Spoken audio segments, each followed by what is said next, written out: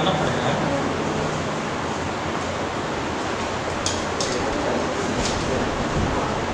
यहाँ बना दिया।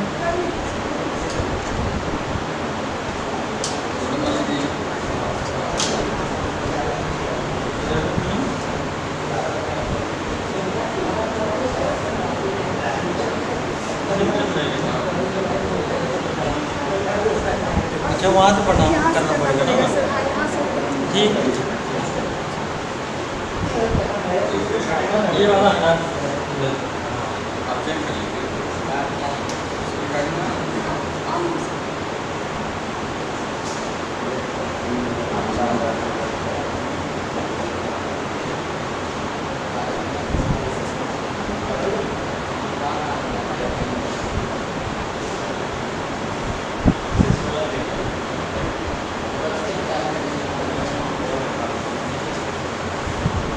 12 बज गया। गुड इवनिंग सब लोगों को। यहाँ संख्या कम है क्या? संख्या कम है क्या? कम है ना? क्या देख रही हैं?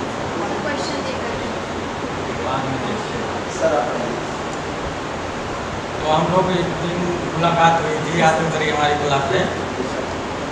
तो वो टॉपिक था नागरिकता। नागरिकता हम लोग पढ़े थे। उसमें बताए थे राज्य बताए थे कि ना। तो राज्य की जो विशेषता हमने बताया था, 4 विशेषता बताया था। तो दुनिया का कोई भी राज्य है, अगर चारों विशेषता हैं तो राज्य कहा जाएगा। देश कन्वर्ट हो जाता है किसमें? राज्य है। तो राज्य की बाहरी विशेषता थी कि बाहर से देखने पर कोई देश राज्य है कि नहीं, वो बाहरी विशेषता थी। अब हम लोग मूल अधिकार पढ़ेंगे। तो मूल अधिकार में भी अभी आएगा आगे चल के कि आंतरिक रूप से जो देश है, जो राज्य, उसके आंतरिक रूप से कौन कौन सी संस्थाएं हैं जो राज्य के अंतर्गत आती हैं। अभी तो भारत एक राज्य था ना, लेकिन जब देश के अंदर से देखेंगे तो देश के अंदर से उस राज्य में कौन कौन संस्थाएं हैं जो राज्य को मिलकर राज्य का निर्माण करती हैं। वैसे तो था राज्य क्या था? जनसंख्या था, भौगोलिक क्षेत्र था, सरकार थी और संप्रभुता था, यही था। लेकिन अब हम मौलिक अधिकार में भी राज्य के बारे में देखेंगे कि राज्य में कौन कौन सी संस्थाएं आती हैं जिसे हम राज्य करते हैं मूल अधिकारों के संदर्भ में। तो जो मौलिक अधिकार है भारत के संविधान के भाग 3 में है। आप लोगों के मन में फिर क्वेश्चन आएगा कि मौलिक अधिकार है क्या? 2 शब्दों से मिलके बना है, मौलिक और अधिकार। तो पहले तो हम लोग मौलिक तो जानते होंगे, जो बेसिक हो, मूल हो, अनिवार्य हो। लेकिन अधिकार क्या है? अधिकार अगर हम जान जाएंगे तब हम मौलिक अधिकार के बारे में जानेंगे। सर शुरुआत में बताए भी होंगे, दुनिया के किसी भी देश का संविधान हो, अगर लोकतांत्रिक देश है, तो संविधान में 2 ही लोगों के बारे में लिखा जाता है, तीसरा तो होता है। तानाशाही देश छोड़ करके अगर लोकतांत्रिक देश है तो लोकतांत्रिक देशों में संविधान है तो संविधान में एक तरफ सरकार के बारे में लिखा जाता है, एक तरफ जनता के बारे में। दुनिया का कोई भी संविधान हो उसमें आप देखोगे ना, कितना भी इधर उधर करके लिखा होगा, उसका निष्कर्ष निकालेंगे, उसका निष्कर्ष यही निकलेगा कि उसमें सरकार के बारे में लिखा रहता है और जनता के बारे में लिखा रहता है, क्योंकि वो लोकतांत्रिक देश है। और लोकतांत्रिक देश की विशेषता है कि भाई जनता का शासन होगा। तो जनता का जब शासन होगा तो सरकार होगी और जनता होगी, तो सरकार को भी कुछ पावर मिलेगा, तो सरकार को शक्तियाँ तो मिलेंगी, लेकिन उसके साथ साथ उसके कुछ कर्तव्य भी जोड़े जाते हैं। किसी व्यक्ति को सिर्फ पावर ही दे दिया जाए, उसको कर्तव्य न दिया जाए, वह निरंकुश हो सकता है कि नहीं हो सकता? तो सरकार को शक्तियाँ तो दी जाती है, लेकिन उसके साथ कर्तव्य भी दिया जाता है। इसके लिए इसी जनता के प्रति आपका कुछ कर्तव्य भी है। पावर भी यूज करेंगे, लेकिन इसके आपको कुछ कर्तव्य भी करना है। इसी तरह जनता को भी कुछ पावर दिया जाता है, किसके संदर्भ में? एक तरफ सरकार है, एक तरफ जनता है। तो सरकार को भी पावर मिला है और कर्तव्य मिला है, तो जनता को भी पावर और कर्तव्य मिलना चाहिए ना। नहीं तो सरकार कंट्रोल कैसे आएगी, कंट्रोल कैसे होगा? ये जो पावर है, जनता का जो पावर है, उसी जनता के पावर को ही कहा जाता है मौलिक अधिकार। समझ में आया? ये मौलिक अधिकार किसके खिलाफ? सरकार के। कि हमारा जो जीवन है, उस जीवन में आप जो पावर आपको दिया गया है, उस पावर से आप मेरे जीवन को कहीं संकट में न लाओ। हमारा भी कुछ शक्ति है, कुछ अधिकार है। ठीक, तो जनता को भी अधिकार मिल गया, लेकिन जनता के भी कुछ कर्तव्य भी। हमेशा आप ये नहीं कहते कि मैं जो है धरना प्रदर्शन कर दूंगा, ये मेरा अधिकार है, ये है। आपका कुछ कर्तव्य भी है ना। हमेशा पावर की बात नहीं करेगी, कुछ आपको कर्तव्य भी करना पड़ेगा। तो अब हम आते हैं कि आप लोगों के समझ में आ गया होगा कि कहाँ से मौलिक अधिकार आ गया। मतलब अगर संविधान की परिभाषा आपको बताना हो तो क्या कहें? ऐसा दस्तावेज जिसमें सरकार और जनता के अधिकार एवं कर्तव्यों का क्या वर्णन हो, प्रावधान हो, यही तो संविधान है। दुनिया का कोई भी संविधान आप पढ़ोगे तो ही चीज़ इसमें मिलेगा। ये चाहे मोटा हो संविधान, चाहे पतला हो संविधान, लेकिन उसमें मौलिक अधिकार, जनता के कर्तव्य और अधिकार के बारे में रहेगा, और सरकार के जो पावर है उसके बारे में रहेगा, और सरकार के जो कर्तव्य है उसके बारे में रहेगा। अब हम आते हैं मौलिक अधिकार पर। तो अधिकार क्या है? देखिए हमने लिखा भी है कि अधिकार क्या है। तो अधिकार सामाजिक जीवन की वो परिस्थितियाँ हैं। अधिकार क्या है? व्यक्ति के सामाजिक जीवन की वह परिस्थितियाँ हैं जिसमें रह करके व्यक्ति अपने व्यक्तित्व का सर्वांगीण विकास कर सकता है। सामाजिक परिस्थिति, अधिकार क्या है? सामाजिक एक परिस्थिति, एक कंडीशन। अधिकार सामाजिक जीवन की वो परिस्थितियाँ हैं जिसमें रह करके व्यक्ति अपनी जीवन में क्या करता है? अपने व्यक्तित्व का विकास कर सकता है। आपके व्यक्तित्व के बहुत से आयाम हैं, सामाजिक, आर्थिक, राजनीतिक, धार्मिक। अगर आपको आज़ादी नहीं मिलेगी, आपको पावर नहीं मिलेगा, तो ये आपका आर्थिक पहलू नहीं विकास कर पाएगा, आपका राजनीतिक पहलू नहीं विकास कर पाएगा, आपका सामाजिक पहलू नहीं विकास कर पाएगा। क्यों? क्योंकि अगर शासन, आपका सरकार जिसको पावर मिली है, अगर आपको आर्थिक विकास करने का मौका नहीं देगी तो आप नहीं कर पाओगे ना। राजनीतिक विकास करने का मौका नहीं देगी तो आप नहीं कर पाओगे। आपको तो परिस्थितियाँ मिलनी चाहिए ना। सबको परिस्थितियाँ एक समान परिस्थिति मिल जाए, उसका हमने बताया। इस मौलिक अधिकार में व्यक्ति का भौतिक विकास निहित है, आध्यात्मिक विकास निहित है, नैतिक विकास निहित है, भौतिक विकास निहित है। यानी मौलिक है, अनिवार्य है, इसको आप टाल नहीं सकते हैं। ये भारत में अगर व्यक्ति रह रहा है तो उसके लिए ये मौलिक अधिकार अनिवार्य है, इसको छीना नहीं जा सकता। इसके बगैर व्यक्ति का बौद्धिक, आध्यात्मिक, नैतिक, भौतिक विकास संभव नहीं। इसको तो आपको मिलना ही चाहिए, नहीं तो सरकार आपको देगी अधिकार। जहाँ निरंकुश शासन है वहाँ पर आपको मौलिक अधिकार नहीं मिला। यहाँ पर तो आपके अधिकारों के खिलाफ कोई काम होता है, आप धरना पे बैठ जाते कि मेरे मौलिक अधिकारों का हनन हो रहा है। तो ये आपके संविधान में लिखा हुआ है, तब जाके आप धरने पे बैठते हैं। नहीं तो कोई सरकार अपने खिलाफ धरना प्रदर्शन करने देगी नहीं। तो आपका जो सीमा है, उस सीमा में रहकर आप अपनी मांग रख सकते हैं। तो मौलिक अधिकार व्यक्ति के जीवन के लिए अनिवार्य है, इसे टाला नहीं जा सकता। इसी मौलिक अधिकार में व्यक्ति के आध्यात्मिक, भौतिक जो विकास होते हैं, वो सब पहलुओं का जब विकास होगा, ये व्यक्ति पूर्ण कब होता है? जब हर आयाम से उसके व्यक्तित्व का विकास हो जाएगा, तभी तो पूर्ण होगा। आर्थिक पहलू से अगर आप मजबूत हो गए, नैतिक रूप से कमज़ोर हो गए, तो क्या आप पूर्ण होंगे? नहीं होंगे। और व्यक्ति को आध्यात्मिक पावर भी चाहिए। बगैर आध्यात्मिक पावर के व्यक्ति क्या होता है? सब कुछ है, इसके बाद बेचैन घूम रहा है। तो आपकी जो अंतःकरण की स्वतंत्रता है, अंतःकरण की जो आपकी आवाज़ है, ये अंतःकरण की आवाज़ भी आपको मिलनी चाहिए, इसमें बाधा उत्पन्न नहीं होना चाहिए। ये भी आपको आज़ादी है। ये आपका था मौलिक अधिकार। अधिकार का जो अवधारणा है क्या है। अब भारत के संविधान में देखिए क्या प्रावधान किया गया है। भारत के संविधान के भाग 3 में, भाग 3 में, भाग 1 में हमने बताया था कि 2 में नागरिकता कितने में था, 2 में। नागरिकता के जस्ट बाद जो भाग 3 है उसमें क्या है, मौलिक अधिकार। ये पूछता है आपकी परीक्षा में, देखो हम सवाल बनाना शुरू करेंगे, थोड़ा सा टॉपिक चलेगा कि मौलिक अवधारणों, मौलिक जो अधिकार है भारतीय संविधान के किस भाग में, 1 2 3 4 करके लिखा रहेगा। पहला सवाल हो गया कि नहीं। ये नहीं IAS में पूछेगा कि मौलिक अधिकार की अवधारणा से आप क्या समझते हैं। PCS में पूछेगा भारतीय संविधान के किस भाग में मौलिक अधिकारों का प्रावधान किया। ये तो भाग 3 तो बता दोगे, लेकिन मौलिक अधिकार की जो अवधारणा है ऐसे पूछ देगा, मौलिक अधिकार से आप क्या समझते हैं, निम्न में से 4 में से क्या सही है क्या। ये अवधारणा है, ये अवधारणा पे IAS में पूछता है।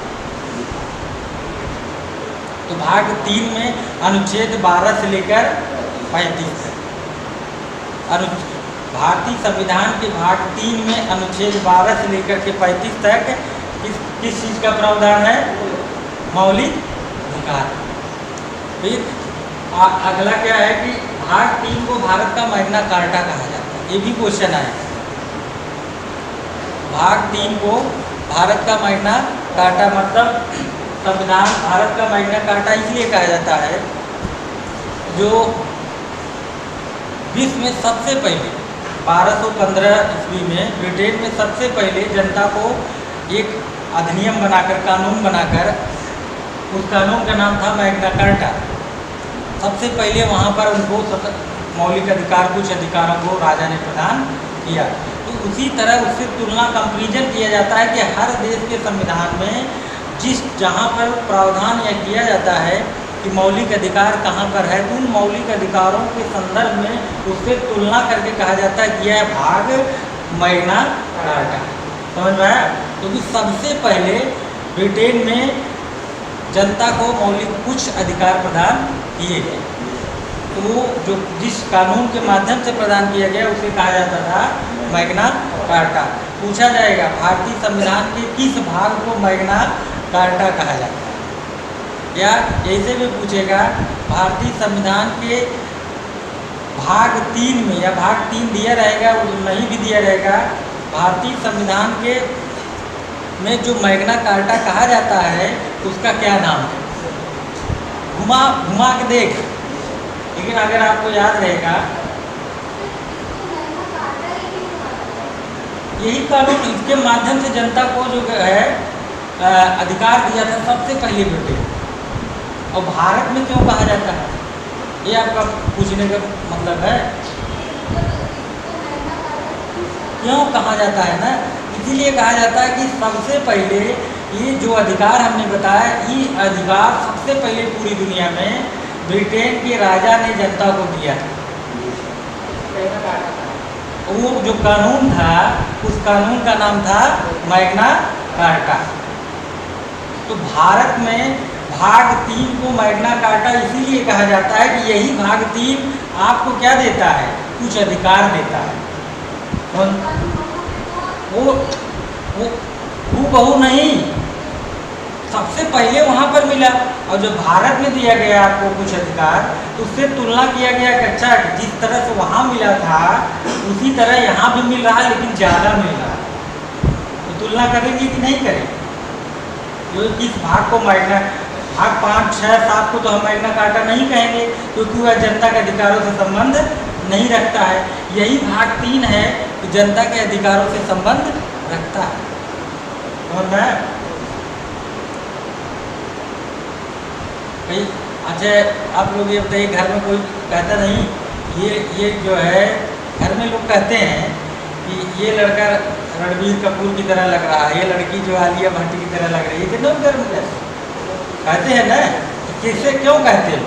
क्योंकि उससे आप तुलना करते हो, वो ऐसा ही है। समझ में आया?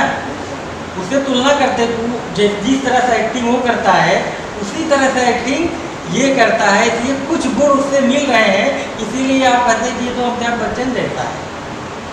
समझ में आया? इसीलिए भारत के भाग 3 को मैग्ना कार्टा कहा जाता है। समझ में आ गया? भाई कुछ तो मिल रहा है ना, मैच कर रहा है, तभी तो कह रहे हो। पर्टिकुलर नाम रख के आप कहते हो, क्योंकि उससे क्या करता है कि गुण मिलते हैं। अगला क्या है? यह यूएसए अमेरिका के संविधान से लिया गया है कि मौलिक अधिकार जो भारत में रखा गया है वो कहाँ से लिया गया है? अमेरिका से। ये भी सवाल आ सकता है, भारतीय संविधान में जो मौलिक अधिकार रखा गया है वह कहाँ से लिया गया? संविधान से लिया, अमेरिका से लिया गया है। मूल अधिकारों को संविधान द्वारा गारंटी और सुरक्षा प्रदान की गई है। मूल अधिकार संविधान में लिख ही नहीं दिया गया है, बल्कि उसकी वह गारंटी भी देता है। इसको कोई अगर इसमें किसी प्रकार का उल्लंघन किया जाए, हनन किया जाए, कम किया जाए, तो तुरंत जो है उसका उपचार भी किया जा सकता है। ये नहीं कि सिर्फ लिख दिया गया है आपको जीवन का अधिकार है और मेरा जीवन कोई लेने वाला, अब मैं अपने जीवन को बचाने कहाँ जाऊँ? आप तो पढ़ लिए कि संविधान में लिखा है कि मेरे जीवन को कोई छीन नहीं सकता, ये हमारा मौलिक अधिकार है। लेकिन मान लो आपके जीवन में संकट आ गया, सरकार ने संकट डाल दिया आपके ऊपर, तब आप कहोगे ये तो लिखा था उसमें गारंटी और सुरक्षा प्रदान करता है, अब हम अपनी सुरक्षा के लिए कहाँ जाएं? तो बताया गया है कि आप सुप्रीम कोर्ट जा सकते हो, सुप्रीम कोर्ट में जो है वो आपको सुरक्षा प्रदान करेगा। ऐसे नहीं कि सिर्फ ये लिख ही दिया गया है कि हम चलो लिखने से ही काम हो जाएगा ना। ये व्यवहार में, प्रैक्टिस में जब आपके ऊपर वाकई में दिक्कत आएगी तो आप सुप्रीम कोर्ट का दरवाज़ा खटखटाएंगे तो वहाँ से आपको इसको जो आपको मौलिक अधिकार मिला है वहाँ से आपको सुरक्षा मिलेगी। समझ में आया? ऐसे ही नहीं लिख दिया गया है चलो सरकार की इच्छा के ऊपर डिपेंड है, अब सरकार हमको बिना मतलब को पकड़ के जेल में डाल रही है तो चलो हमारा भाग्य है, हमारा कर्म है। ऐसा कुछ नहीं है, आपका अधिकार है ना। अगर गलत ढंग से आपको गिरफ्तार किया गया है, आपके मौलिक अधिकारों का हनन हुआ है, तो आप सुप्रीम कोर्ट जाइए, वहाँ तो आपको न्याय मिलेगा। संविधान में आप कुछ लोग सोचते हैं कि चलो लिख दिया गया है, बात खत्म है, पिछले जन्मों का हमारा जो है कुछ होगा इसीलिए गड़बड़ हो रहा है। लेकिन नहीं, जो जागरूक है अपने अधिकारों के प्रति, ये मेरा अधिकार है, आप जाओ सुप्रीम कोर्ट, हाई कोर्ट में जाओ, वहाँ सुनवाई होगी। अगर आपके तार्किक ढंग से आपको नहीं गिरफ्तार किया गया है, आपके जीवन में बाधा जो विघ्न डाला गया है, जो बाधाएं डाली गई हैं, अगर सही नहीं है तो आपको बेल मिल जाएगी, आपको जमानत मिल जाएगा, बरी हो जाएगी, आप मुक्त हो जाएंगे। समझ आया? फिर अगला क्या है कि भारतीय नागरिकों के साथ साथ कुछ मौलिक अधिकार विदेशी भारतीय को प्राप्त है, केवल भारतीय नागरिक, मतलब अभी हम बताएंगे कि भारत के संविधान में कुल 7 मौलिक अधिकार आपको था, 7 था, एक हटा दिया गया 1978 में 44वें संविधान संशोधन द्वारा। संपत्ति का जो मौलिक अधिकार था उसको हटा दिया गया। अब सिर्फ 6 मौलिक अधिकार भारतीय संविधान के तहत आपको मिले हैं। ये कितने मौलिक अधिकार हैं? 6। पहला है क्या? समता का अधिकार। दूसरा स्वतंत्रता का अधिकार। तीसरा शोषण के विरुद्ध अधिकार। चौथा धार्मिक स्वतंत्रता का अधिकार। 5वां शिक्षा एवं संस्कृति का अधिकार। 6वां संवैधानिक उपचार का अधिकार। ये 6 मौलिक अधिकार हैं। 7वां जो है संपत्ति का मौलिक अधिकार था, और मौलिक अधिकार जो हो जाता है उससे जो चीज़ अगर आपको मौलिक अधिकार घोषित हो गया कि जनता का मौलिक अधिकार है, तो संपत्ति का अधिकार भी मौलिक अधिकार था।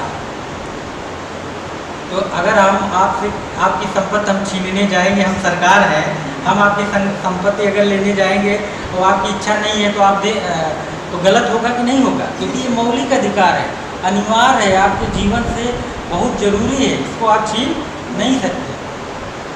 तो कहीं न कहीं इस संपत्ति को सरकार को लेने में दिक्कत आ रही थी, इसीलिए संपत्ति के जो मौलिक अधिकार है इसको यहाँ से निकाल दिया। इसको निकालकर अधिकार के रूप में आपको 300 भारतीय संविधान का अनुच्छेद 300 क में रख दिया। वो कानूनी अधिकार हो गया कि कानून बना करके आपके अधिकार में इधर उधर हेर फेर कर सकते हैं संपत्ति वाले में। लेकिन ये जो 6 बचा है इसमें नहीं हो सकता। अभी बताएंगे कि कैसे हो सकता है। ठीक है, तो 6 मौलिक अधिकारों में कुछ मौलिक अधिकार हैं जो केवल भारतीय नागरिकों को ही मिले। भारत में निवास करने वाला कोई भी व्यक्ति हो उसको मौलिक अधिकार मिला है, उसको भी कुछ मौलिक अधिकार है। लेकिन भारत के नागरिकों को कुछ ऐसे मौलिक अधिकार है उसमें जो केवल भारतीय नागरिकों को मिला हुआ है। जैसे 15, 16, 19, 29, 30 ये जो अनुच्छेद हमने बताया 15, 16, 19, 29, 30 ये केवल भारतीय नागरिकों को ही मिला है। इसके बाद जैसे हमने बताया 12 से लेके 35 अनुच्छेद 12, 13 प्रावधान है। इसके बाद 14, 15, 16, 17, 18, 19 मतलब आप 32, 33, 34 तक जाओगे। उसमें से 5 मौलिक अधिकार हैं जो केवल भारतीय नागरिकों को मिला हुआ। भारत का वह नागरिक होए तभी उसी को ये मिला है 15, 16, 19, 29, 30।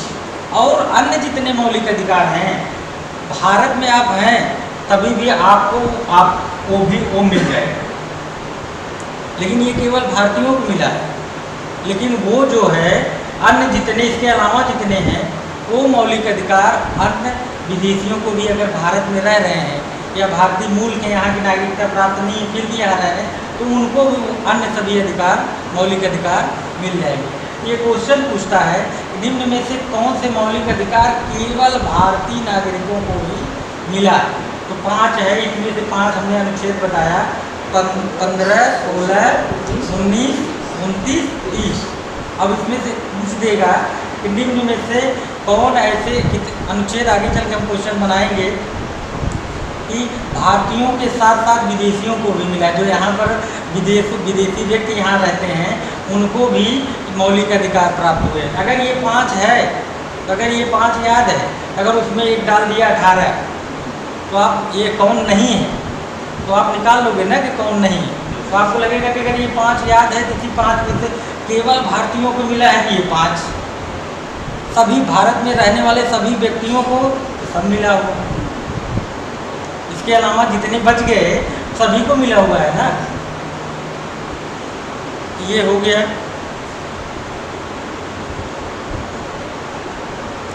खत्म कर लिया।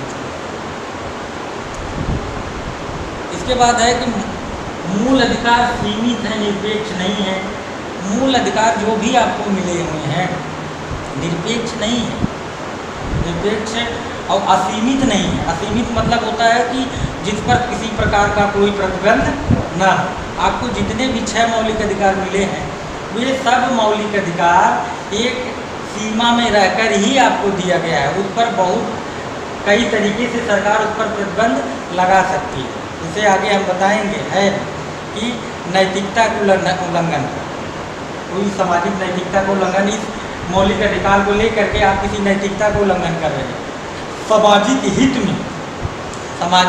हित में मान लो कहीं आप सभा कर रहे हो, संगठन बनाए हो या कहीं आप जा रहे हो सभा में और कोई व्यक्ति उसमें क्या कर रहा हो अपराध के लिए किसी को उकसा रहा है। इसका मतलब आपको जो मौलिक अधिकार मिला है सभा करने का, संगठन बनाने का, ये सब तो आपका मौलिक अधिकार है। आप तो किसी कानून का उल्लंघन नहीं कर रहे हो। लेकिन अगर उसमें कोई व्यक्ति क्या करे, किसी व्यक्ति को अपराध के लिए उत्प्रेरित करे, अपराध के लिए उत्प्रेरित करे, इसका मतलब आप अपने मौलिक अधिकारों का क्या कर रहे हैं, दुरुपयोग कर रहे हैं कि नहीं कर रहे हैं। तो उस पर इन आधारों पर सरकार आपके ऊपर प्रतिबंध लगा सकती है। मतलब ये असीमित नहीं, हमको मौलिक अधिकार मिल गया मतलब विचार और अभिव्यक्ति का अनुच्छेद 19 में है ना, विचार एवं अभिव्यक्ति का अधिकार। मतलब जो मन में आए सो हम बोल सकते हैं, ऐसा नहीं है। उसमें भी है तो भारत की एकता अखंडता पर प्रभाव नहीं पड़ना चाहिए। आपकी ऐसी भाषण होना चाहिए जिससे देश के अंदर विद्रोह न फैल जाए, सामाजिक जो है सामाजिक अपराध बढ़ने न लगे, सामाजिक नैतिकता का बंधन टूटने न लगे। राष्ट्र में जो एकता अखंडता है, भाईचारा है, पता लगा उसमें क्या हो जाए, टकराहट पैदा हो जाए, तो तब आपको बोलने की आज़ादी नहीं मिलेगी ना, तब तो आपको गिरफ्तार तो किया जाएगा। आपके ऊपर एक मर्यादा, एक सीमा बना करके आप अपनी मांग रख सकते हैं, अपने अधिकार का प्रयोग कर सकते हैं। मतलब ये IAS में क्या पूछेगा, भारतीय संविधान के तहत प्रदत्त भारतीय नागरिकों के मौलिक अधिकार असीमित है, ये विकल्प ए।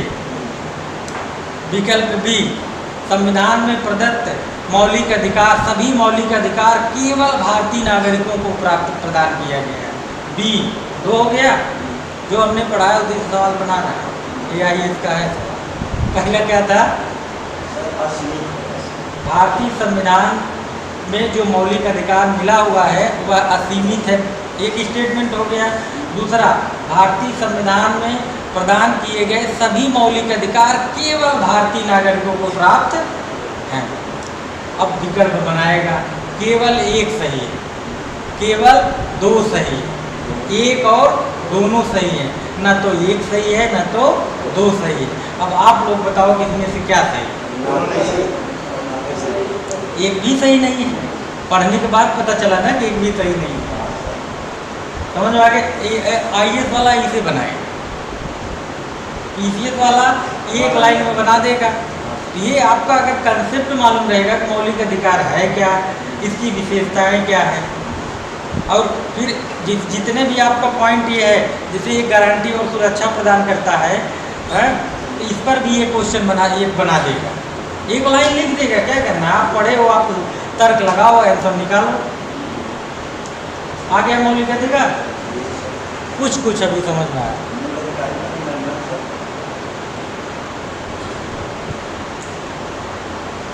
अब आगे हम अनुच्छेद 12, देखिए हमने लिखा भी है अनुच्छेद, राज्य की परिभाषा दिया गया है। राज्य की परिभाषा दिया गया कि राज्य के अंतर्गत राज्य कौन होता है। हमने कहा कि दुनिया का कोई भी संविधान हो, एक तरफ सरकार होती है, एक तरफ जनता होती है। लोकतांत्रिक अगर देश है तो मौलिक अधिकार, जनता को मौलिक अधिकार, सरकार को पावर, जनता को पावर। समझ में आया? तो कोई भी राज्य है, उस राज्य की शक्ति का प्रयोग कोई मूर्त व्यक्ति करेगा, मूर्त संस्था करेगी, उस संस्था का नाम भी तो होना चाहिए जो कानून बनाएगी। भाई कानून से ही तो आपको डर है। तो राज्य की परिभाषा दिया गया है कि राज्य के अंतर्गत कौन कौन संस्थाएं आएंगी। भारत में राज्य किसे कहा जाएगा, तो उसमें बताया गया है कि भारत की जो संसद, पूरे देश के लिए कानून संसद बनाती है, तो संसद, केंद्र की सरकार और संसद, राज्य की सरकार और विधानमंडल, और स्थानीय निकाय, ये सब किसके अंतर्गत आएंगे? राज्य के अंतर्गत है। क्योंकि सरकार के जो शक्तियां हैं, उन शक्तियों का प्रयोग यही करते हैं, यही कानून बनाते हैं, यही कानून का लागू करवाते हैं। तो जो संसद है वो कानून बनाती है, वो सरकार क्या करती है? उसको लागू करवाती है। राज्य की सरकार कानून को लागू करवाती है, विधानमंडल उसको बनाती है। स्थानीय निकाय, जिला पंचायत, नगर पालिका, ये सब स्थानीय लोकल स्तर पर जो सरकार का गठन किया जाता है, इनके द्वारा बनाए गए कानून से भी क्या है, आपके मौलिक अधिकारों का हनन हो सकता है। तो राज्य के अंतर्गत ये संस्थाएं आएंगी जिसे हम राज्य कहते हैं। भारतीय संविधान के भाग 3 में अनुच्छेद 12 में क्या दिया गया है कि राज्य की परिभाषा दी गई। क्या दिया गया है? राज्य की परिभाषा। और उस राज्य में कौन कौन संस्था आएगी, जिस संस्था में हम ये समझें कि अगर उनके द्वारा किया गया कोई भी क्रियाकलाप हमारे मूल अधिकार, भाई आपके मूल अधिकारों का उल्लंघन होता है तो आप हाई कोर्ट, सुप्रीम कोर्ट में जाओगे तो आपको तो ये बताना पड़ेगा कि यही संस्था मेरे मूल अधिकारों का हनन की। समझ में आया? नहीं तो कैसे मानेंगे कि भाई हमारा दुश्मन हमारे मौलिक अधिकारों का हनन कौन किया? रात में कोई व्यक्ति आया, हनन करके चला गया और दिखाई नहीं दिया, तो हम किसको बताएंगे? कोर्ट तो साक्ष्य मांगता है ना। भाई बताओ कौन आपके मौलिक अधिकारों का हनन किया, किसने उल्लंघन किया? तो संसद, केंद्र की सरकार और संसद, राज्य की सरकार और विधानमंडल, स्थानीय निकाय। इसके अलावा चौथा अन्य प्राधिकरण। अन्य प्राधिकरण मतलब संसद द्वारा कानून बनाकर या राज्य के विधानमंडल द्वारा कानून बनाकर के स्वायत्त संस्थाओं का निर्माण कर दिया जाता है। ठीक है, वो डायरेक्ट सरकार के नियंत्रण में नहीं रहती, इनडायरेक्ट रहती है, लेकिन वो स्वायत्त होती है। तो उनके द्वारा किया गया क्रियाकलाप से भी आपके मौलिक अधिकारों का हनन हो सकता है। जैसे जो सरकारी संस्थाएं होती हैं, जैसे LIC हो गया है, जैसे सरकारी कंपनियों के जो बड़ी बड़ी कंपनियां हैं सरकारी, उससे भी तो आपके भाई उनके द्वारा कोई आदेश, उनके द्वारा कोई बनाया गया नियम कानून आपके मौलिक अधिकारों का क्या कर सकता है, हनन कर सकता है कि नहीं कर सकता। तो ये जो संस्थाएं, ये संस्थाएं राज्य के बारे में बताती कि यही है राज्य, अनुच्छेद 12। फिर संविधान के भाग 3 में हमने बता दिया कि मूलतः 7 मौलिक अधिकार थे, 44वें संविधान संशोधन द्वारा संपत्ति के अधिकार के रूप में समाप्त कर दिया। वहाँ से मौलिक, अब यहाँ से भी क्वेश्चन पूछेगा, भारतीय संविधान में मूलतः, देखो मूलतः लिखेगा, भारतीय संविधान के भाग 3 में मूलतः 6 मौलिक अधिकार थे। क्या यह बात सही है? नहीं सही है ना भाई। मूलतः कितने थे? 7। IAS किसी तरह पूछेगा, अब आप लोग अरे पढ़े तो है, 6 तो है, एक सही है, मार दोगे कि नहीं मार दोगे? लेकिन अगर ध्यान से पढ़ोगे, IAS में आपका ध्यान अगर थोड़ा सा भी इधर उधर हुआ एक शब्द पे, तो वो सिर्फ मूलतः वाले में गड़बड़ाए तो आपका सवाल गलत हो जाएगा, आपको जानते हुए भी आपका सवाल गलत होगा।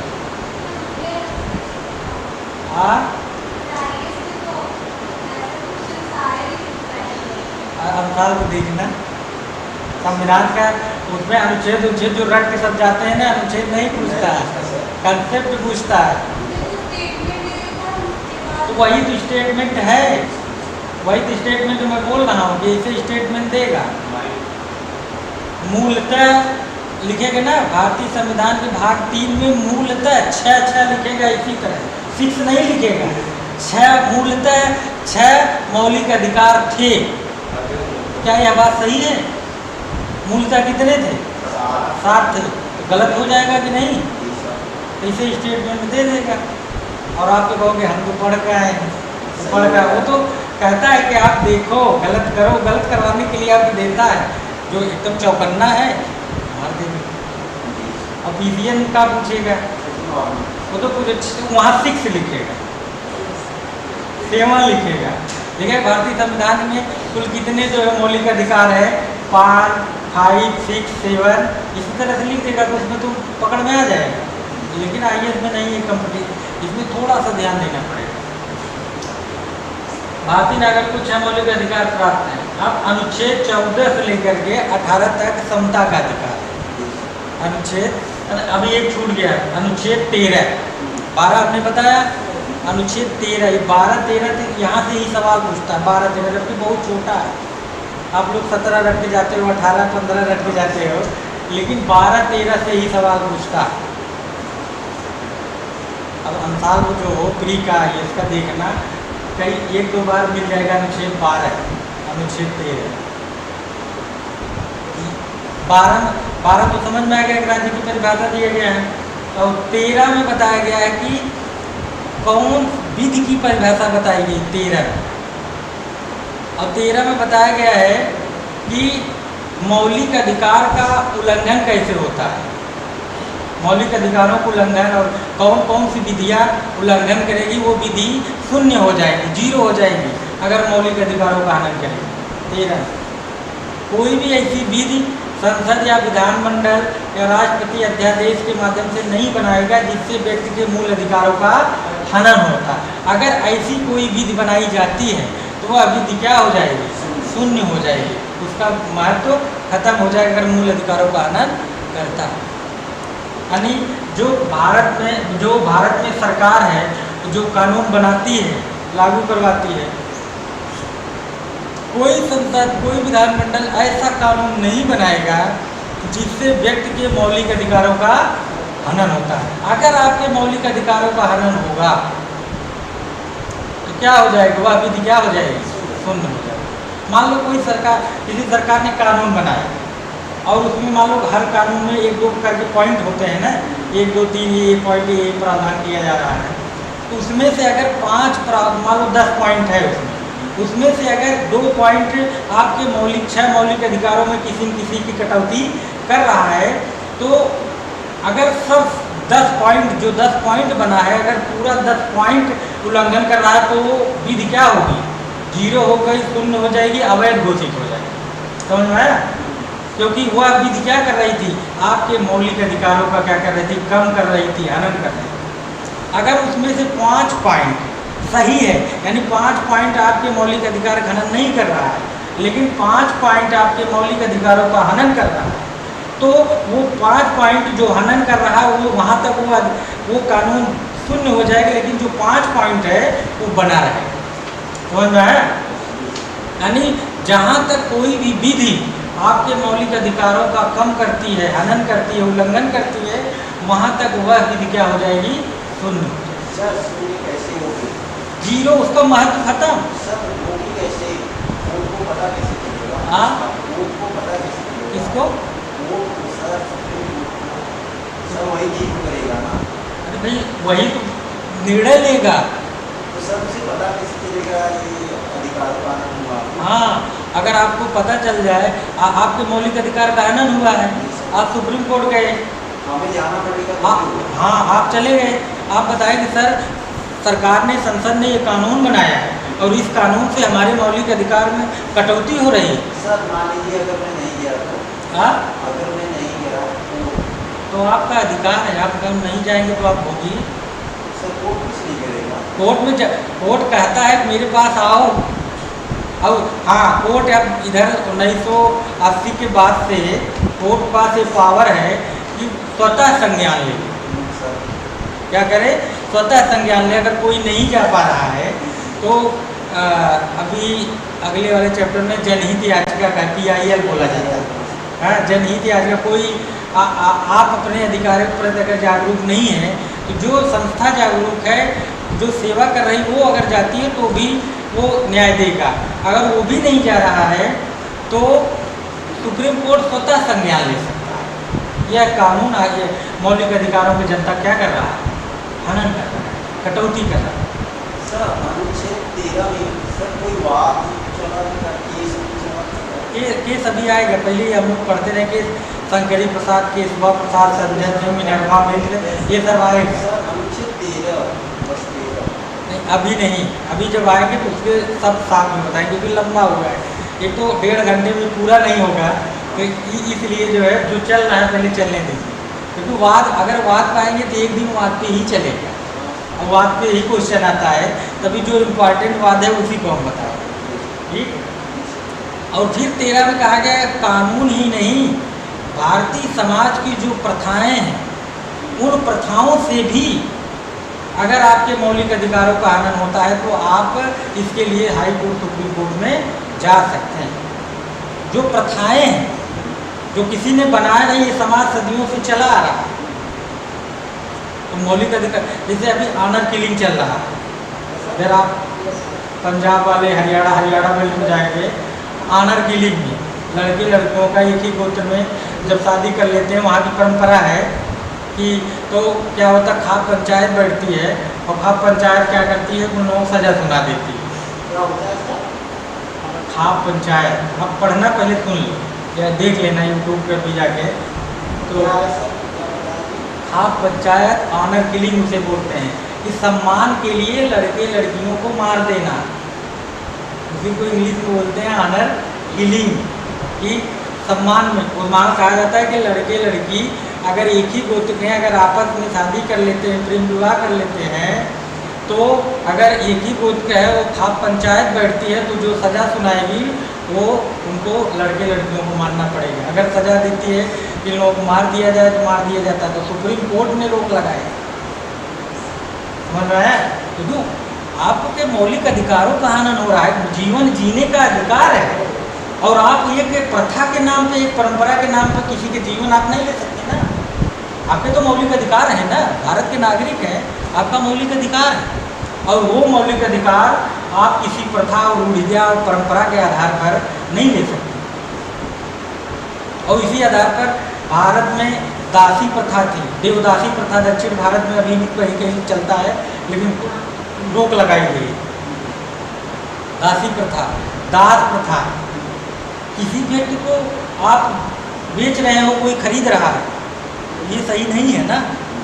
ये तो मौलिक अधिकारों का ये परंपरा चली आ रही है कि हम दास एक खरीदते हैं, अपने घर में रखते हैं, ये उसका भी मौलिक अधिकार है, वो भी भारत का नागरिक है।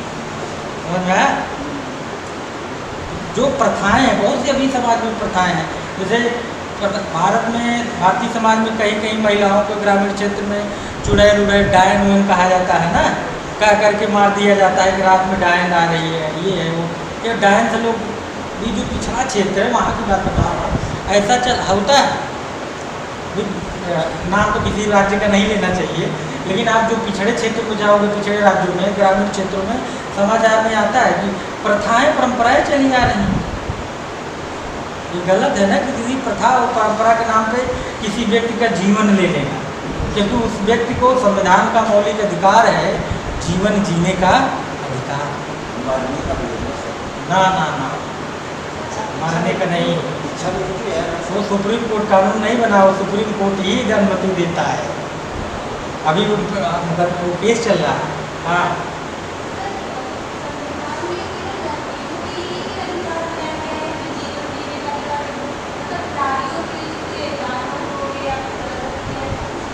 अरे संविधान बना किसके लिए? भारत किसके लिए बनाया गया है संविधान? हम लोग ऊँट के लिए, भैंस के लिए नहीं। हमको बताओ, ये मौलिक अधिकार किसको जरूरत है? किसको लगा मुझे अपना आध्यात्मिक विकास कर लेना चाहिए, मुझे सामाजिक विकास कर लेना चाहिए व्यक्ति? अच्छा ये बताओ, भारत में सामाजिक प्राणी कौन है? मनुष्य है ना, बंदर भी है। अगर वो सामाजिक है तो उसके लिए भी है मौलिक अधिकार। समझ में आया? भाई हमने बताया मौलिक अधिकार की अवधारणा बताया ना कि आपके व्यक्तित्व का पूर्ण विकास हो, आपका सामाजिक, आर्थिक, धार्मिक, राजनैतिक, आध्यात्मिक, नैतिक, बौद्धिक, सब तरह से आपका विकास होगा जब ये मौलिक अधिकार आपको मिलेगा। समझ में आया? तो जब भारत का संविधान बनाया गया है तो किसके लिए बनाया गया है? यहाँ के नागरिकों के लिए बनाया गया है। अब जो आप कह रहे हैं कि जीव जंतुओं के लिए, आपका कहने के एक सबको मिलना चाहिए ना, तो ये अनिवार्य नहीं है। अभी आप अगला जो टॉपिक चलेगा नीति निर्देशक तत्व में है, ये जिसे आप वृक्षारोपण चलवाते हैं, जीव जंतुओं की रक्षा की बात करते हैं, वो सब वहाँ पर वो अनिवार्य नहीं, लेकिन ये तो अनिवार्य है। उसमें आप उल्लंघन कर दोगे तो चलेगा, उसमें कोर्ट आप नहीं जा सकते।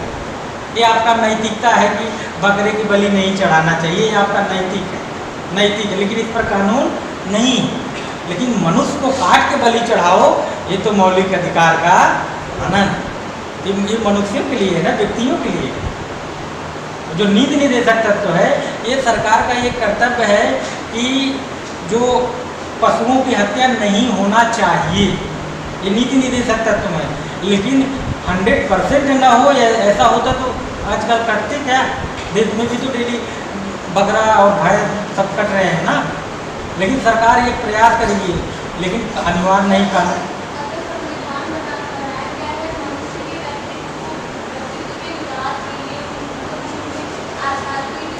हर तरह से विकास हो जाएगा।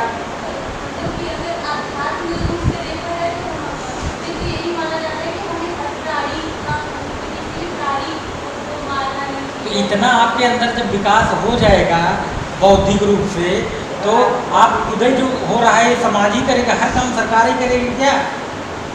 कुछ आपको मौलिक अधिकार मिल गया है, इतना बौद्धिक विकास अपना पढ़ के कर लो कि सबको बताओ कि जीव हत्या गलत है, तो पहले तो अपना विकास करो ना। सर हर आध्यात्म को है नहीं कि जीव हाँ, की रक्षा पहले तो करें। आपका बौद्धिक उस लेवल का विकास होना, आपके व्यक्तित्व में कहीं कहीं कमियां हैं, तभी तो ये सब गलत काम हो रहे हैं। हर व्यक्ति अगर जान जाए ये सब बंद हो जाएगा कि नहीं बंद हो जाएगा? कहाँ जब पहले मौलिक अधिकार ले करके अपने व्यक्तित्व का विकास कर लो। जब मौलिक अधिकार ले करके अपने व्यक्तित्व का पूर्ण विकास कर लोगे तो क्या अच्छा है क्या बुरा आप लोग तो जान जाओगे ना। सर उनकी रक्षा के लिए सरकार व्यवस्था बनाई। सरकार का कर्तव्य वो कर रही है, लेकिन आपका भी तो कुछ कर्तव्य है। आपके गली मोहल्ले में घर घर में एक पुलिस नहीं खड़ा कर सकती ना सरकार। अब घर में आप क्या कर रहे हो? वहाँ गाय काट रहे हो, क्या कर रहे हो? बकरा काट रहे हो, क्या काट रहे हो? जबकि जीव हत्या संविधान के तहत कहा गया है नीति निर्देशक तत्व में कि जीव हत्या रोकने का प्रयास सरकार करेगी। सरकार तो करती है, लेकिन कानून नीति निर्देशक तत्व है, ये सरकार प्रयास करे, लोगों को जागरूक करता है। अब कानून इस पर बनेगा, मौलिक अधिकार पहले मनुष्य को सही कर दो, ऑटोमेटिकली सही हो जाएगा। समझ में आया? सवाल तो आप लोग बहुत है, टॉपिक भी बहुत लंबा है, लेकिन हम सोच रहे हैं ये खत्म हो जाएगा। 1.5 घंटा नहीं, इसके लिए बहुत लंबा क्लास चाहिए। 13 ने बताए ना कि वो जो प्रथाएं हैं, सामाजिक कुरीतियाँ हैं, प्रथाएं हैं, अगर वो भी आपके मौलिक अधिकारों का हनन करती है तभी भी आप कोर्ट में जाओगे तो कोर्ट आपको न्याय प्रदान करेगी। समझ में? आप इन प्रथाओं और परंपराओं के आधार पर जो है आप किसी व्यक्ति का मौलिक अधिकारों का हनन नहीं कर सकते। अगर कर रहे हैं तो गलत है। आप कोर्ट में जाइए, आपको न्याय मिलेगा। तो ये भी पूछता है कि विधि की परिभाषा भारतीय संविधान के अनुच्छेद में कहाँ दी गई है? अनुच्छेद 13 में। प्रथाओं और परंपराओं को रोकने का जो आधार है वो किस अनुच्छेद में दिया गया है? यानी भारतीय संविधान में ये लिखेगा, अब स्टेटमेंट इसी पे देगा जो हमने बताया। और आप कहो लिखेगा कि भारतीय संविधान के भाग 3 में अनुच्छेद 13 में विधि की परिभाषा बताई गई है, कौन कौन विधि के अंतर्गत आता है। ठीक है, तो उसमें लिख देगा कि संसद और सरकार द्वारा बनाया गया कानून, राज्य या राज्य के विधानमंडल द्वारा बनाया गया कानून, समझ में आया? या भारतीय समाज में प्रचलित हुए प्रथाएं जिनके आधार पर व्यक्ति के मौलिक अधिकार का हनन हो। तो प्रथा भी आएगी, जो कुरीतियाँ हैं उसके आधार पर अगर किसी व्यक्ति का मौलिक अधिकार का हनन हो रहा है तो वह न्याय प्राप्त करने के लिए हाईकोर्ट सुप्रीम कोर्ट जा सकता है। बहुत ही समाज में परंपराएं हैं कि आज भी व्यक्ति के व्यक्तित्व के विकास के लिए अवरोधक बहुत सी परंपराएं हैं। अभी दक्षिण भारत में मुकदमा भी चल रहा है। दक्षिण भारत में एक मंदिर है सबरीमाला, महिलाएं कर रही हैं, मेरा मौलिक अधिकार है। सर कोर्ट ने फैसला दे दिया ना? अभी ना, अभी नहीं, अभी चल रहा है, बेचारा दिन। वो प्रथा है ना कि हर मंदिर में जा सकती, उस मंदिर में नहीं जा सकती। कौन सा सबरीमाला मंदिर है केरल में। ये महिलाओं के तो व्यक्तित्व का विकास नहीं हो रहा ना, अवरुद्ध हो रहा। आप उनको जो है उनके व्यक्तित्व में आप महिला समझ के उनको नहीं जा रहे हो। उनका कहना है कि मेरी प्रथा है, जब से मंदिर बन रहा है तब से यहाँ पर महिलाओं के अंदर एंट्री नहीं है। महिलाएं कह रही नहीं मैं इसमें जाऊँगी, जब हर मंदिर में जा सकती हूँ तो मेरा मौलिक अधिकार है, मैं भी इसमें जाऊँगी। समझ में आया? तो वहाँ विवाद चल रहा था, मैटर सुप्रीम कोर्ट में भी चल रहा है। तो एक प्रथा है ना, उसी प्रथा ने तो महिला को जाने से रोका है, किसी कानून ने नहीं रोका है। एक प्रथा ने हो महिलाओं को उस मंदिर में जाने से रोका। अब देखिए जो डिसीजन होगा जो सुप्रीम कोर्ट से आएगा।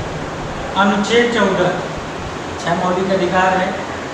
14 में विधि के समक्ष समता और विधि का समान संरक्षण, यानी अनुच्छेद 14 कहता है कि विधि की नज़र में सभी व्यक्ति समान हैं। कोई भी व्यक्ति, भारत का कोई भी व्यक्ति इस विधि से कोई भी कानून है उस कानून से ऊपर नहीं होगा, बल्कि सब कानून के अधीन है। और किसी व्यक्ति को विशेषाधिकार भी प्राप्त नहीं। विधि के समक्ष समता, यानी विधि की नज़र में सब व्यक्ति क्या है? समान। और दूसरा है उसी में विधि का समान संरक्षण। विधि का समान संरक्षण, यानी अगर किसी व्यक्ति का मौलिक अधिकारों का हनन होता है तो उसमें धर्म, जाति, लिंग, क्षेत्र, बड़ा छोटा कुछ नहीं देखा जाएगा, सबको न्याय प्राप्त करने का अधिकार है, सबका समान संरक्षण है। ये नहीं कि आप गरीब हैं हम आपको न्याय नहीं, सुप्रीम कोर्ट, हाई कोर्ट मना नहीं करेंगे, क्योंकि वो इतना जानता है कि आप व्यक्ति हैं, भारत में रह रहे हैं, आपके मौलिक अधिकारों का हनन हुआ है, तो हम आपको न्याय प्रदान करेंगे। समझ में आया? तो अनुच्छेद 14 विधि के नज़र में सब क्या है? समान। और ये भारत अनुच्छेद 14 दो पार्ट है, विधि के समक्ष समता, विधि का समान संरक्षण, ये दो देशों से प्रभावित है। पहला विधि के समक्ष समानता, ये ब्रिटेन में चलती है, वहाँ से लिया गया है, और विधि का समान संरक्षण ये अमेरिका से लिया गया है। पीसीएस में पूछेगा भारतीय संविधान के मौलिक अधिकारों में कौन सा अनुच्छेद है जिसमें जो दो देशों से प्रभावित है? अनुच्छेद 14। विधि के समक्ष समानता, विधि के समान संरक्षण। समझ में आ गया? समान परिस्थितियों में समान व्यवहार, असमान परिस्थितियों में। इसमें कुछ अपवाद है कि जैसे भारत का राष्ट्रपति और राज्यपाल, इनको विशेषाधिकार प्राप्त है। समान परिस्थिति वाले के साथ समान व्यवहार किया जाएगा, असमान के साथ असमान।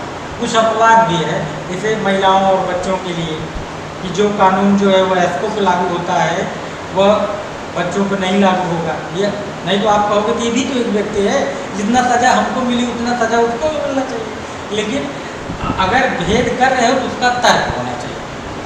कानून की नज़र में सब तो समान है, लेकिन अगर विभेद सरकार करेगी कानून की नज़र से तो उसके पीछे तर्क जबरदस्त होना चाहिए। वयस्क की अपेक्षा बच्चों को कम सजा दिया जाए, ये तर्कपूर्ण है ना। मान लो एक गर्भवती महिला है, एक पुरुष है, तो दोनों को सजा कैसे दिया जाए? क्योंकि उसको भी फांसी, उसको भी भाई एक ही अपराध दोनों लोग किए हैं, तो उसको अगर पुरुष को फांसी मिल रही तो महिला को भी मिलनी चाहिए। लेकिन उसके साथ दिक्कत क्या हो जाए, उसको थोड़ा सा तर्क ये है, महिला गर्भवती है, उसके बाद एक जीवन के साथ दो जीवन खत्म हो जाएगा कि नहीं खत्म? तो थोड़ा उसमें रियायत बरती जाएगी कि भाई तुमको आज फांसी चढ़ाई जाएगी, उसको 6 महीने साल भर। समझ में आया? भाई एक ही अपराध है ना, लेकिन जो आप विभेद कर रहे हैं तो तर्क होना चाहिए, औचित्यपूर्ण तर्क होना चाहिए, अच्छा तर्क होना चाहिए। समझ में आया? 14। फिर अनुच्छेद 14, 15 में क्या है? 15 में है कि सामाजिक समरसता का कहा जाता, सामाजिक समानता का अनुच्छेद अधिकार माना जाता है। अनुच्छेद 15 उसमें सामाजिक रूप से किसी प्रकार का भेदभाव न किया जाए, समाज में सामाजिक समता का अनुच्छेद माना जाता है। अनुच्छेद 15 उसमें कहा गया है कि सार्वजनिक स्थानों पर व्यक्ति के साथ किसी प्रकार का भेदभाव नहीं किया जाएगा। और सार्वजनिक स्थान पर जैसे कुआं हो गया, जो सार्वजनिक स्थान है, मंदिर हो गया या बस स्टेशन हो गया, रेलवे प्लेटफार्म, जो सार्वजनिक स्थान, वहाँ पर व्यक्ति के साथ सरकार भेदभाव नहीं करेगी। और कहा गया है कि धर्म, जात, लिंग, वंश, जन्म स्थान के आधार पर सरकार किसी भी प्रकार का सार्वजनिक स्थान पर भेदभाव नहीं किया जाएगा। धर्म, जात, लिंग, वंश, जन्म स्थान, इन सब के आधारों पर सरकार किसी प्रकार का भेदभाव नहीं करेगी। समाज में भी व्यक्ति किसी सार्वजनिक स्थान पर, व्यक्ति के घर में आप भेदभाव कर सकते हैं, लेकिन सार्वजनिक स्थान पर भेदभाव नहीं कर सकते। भाई मान लो सार्वजनिक स्थान पर एक टेबल रखा गया है और कोई पुरुष आके बैठ जाए, एक सीट खाली है और कहे नहीं यहाँ महिला को नहीं बैठने देंगे, यहाँ कोई चस्पा कर दे कि यहाँ महिलाएं नहीं बैठी। अगर आपके पास तर्क है तब तो ठीक है, औचित्यपूर्ण तर्क है, नहीं तो महिला पुरुष कोई वो बैठने के लिए है, वो सार्वजनिक स्थान है, वहाँ पर आप लिंग के आधार पर भेदभाव नहीं कर सकते। अगर लिंग के आधार पर भेदभाव करेंगे तो उसके पीछे आपका औचित्यपूर्ण तर्क होना चाहिए।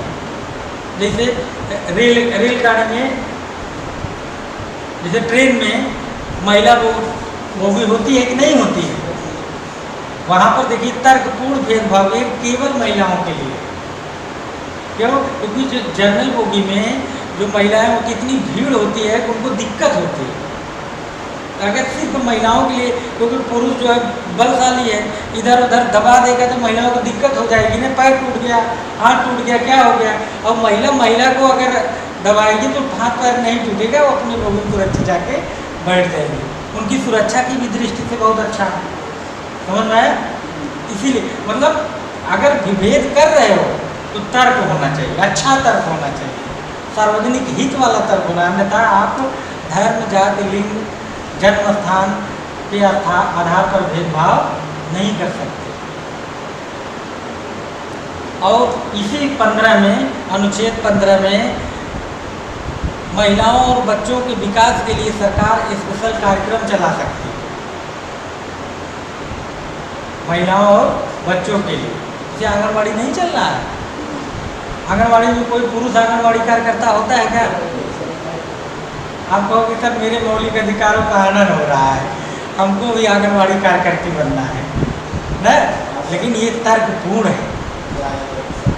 ये अब पढ़िएगा आप कि क्यों सरकार ने उसमें लिखा गया, अनुच्छेद 15 में लिखा गया महिलाओं और बच्चों के विकास के लिए सरकार स्पेशल प्रोग्राम कार्यक्रम चला सकती है। अब गर्भवती महिलाओं के लिए जो गाँव आंगनबाड़ी कार्यकर्ती ले जाके वो नहीं देती है जो सरकार द्वारा प्रदान किया जाता है।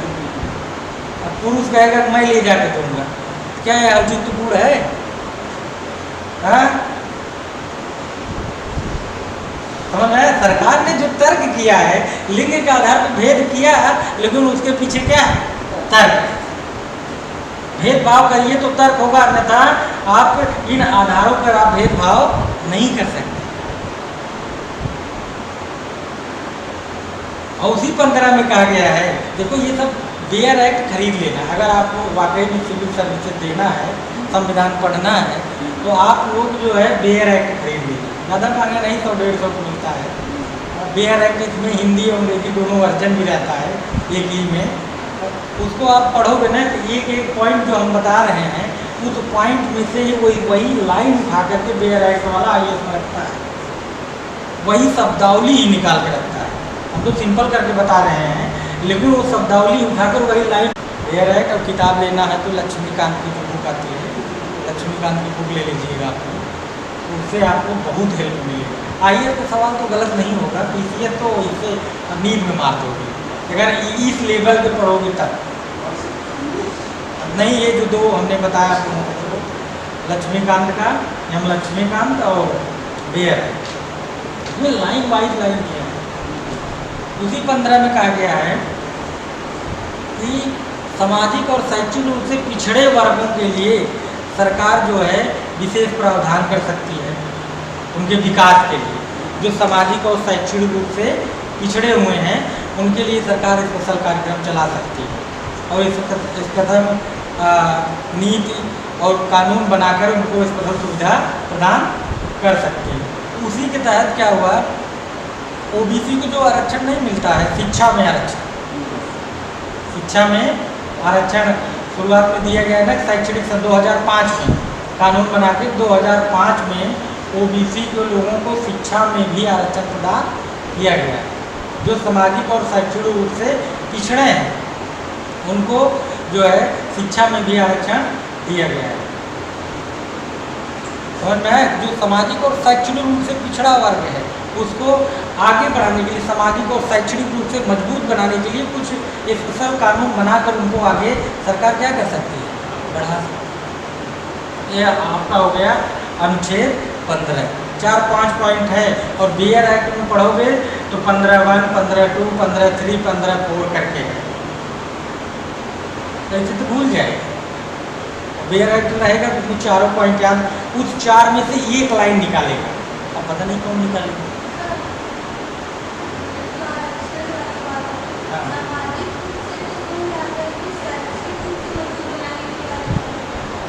जो शैक्षणिक रूप से पिछड़े हैं, इंट्रेंस होता है बड़ी बड़ी यूनिवर्सिटियों में तो होने लगा इंट्रेंस ना।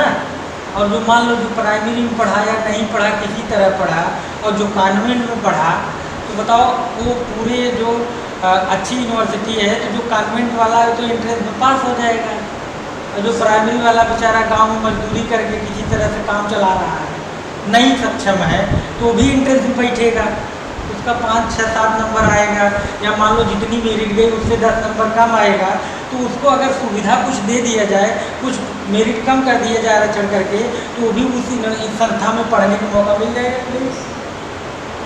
मिल जाएगा कि नहीं? तो थोड़ा सा उसका व्यक्तित्व विकास कर जाएगा।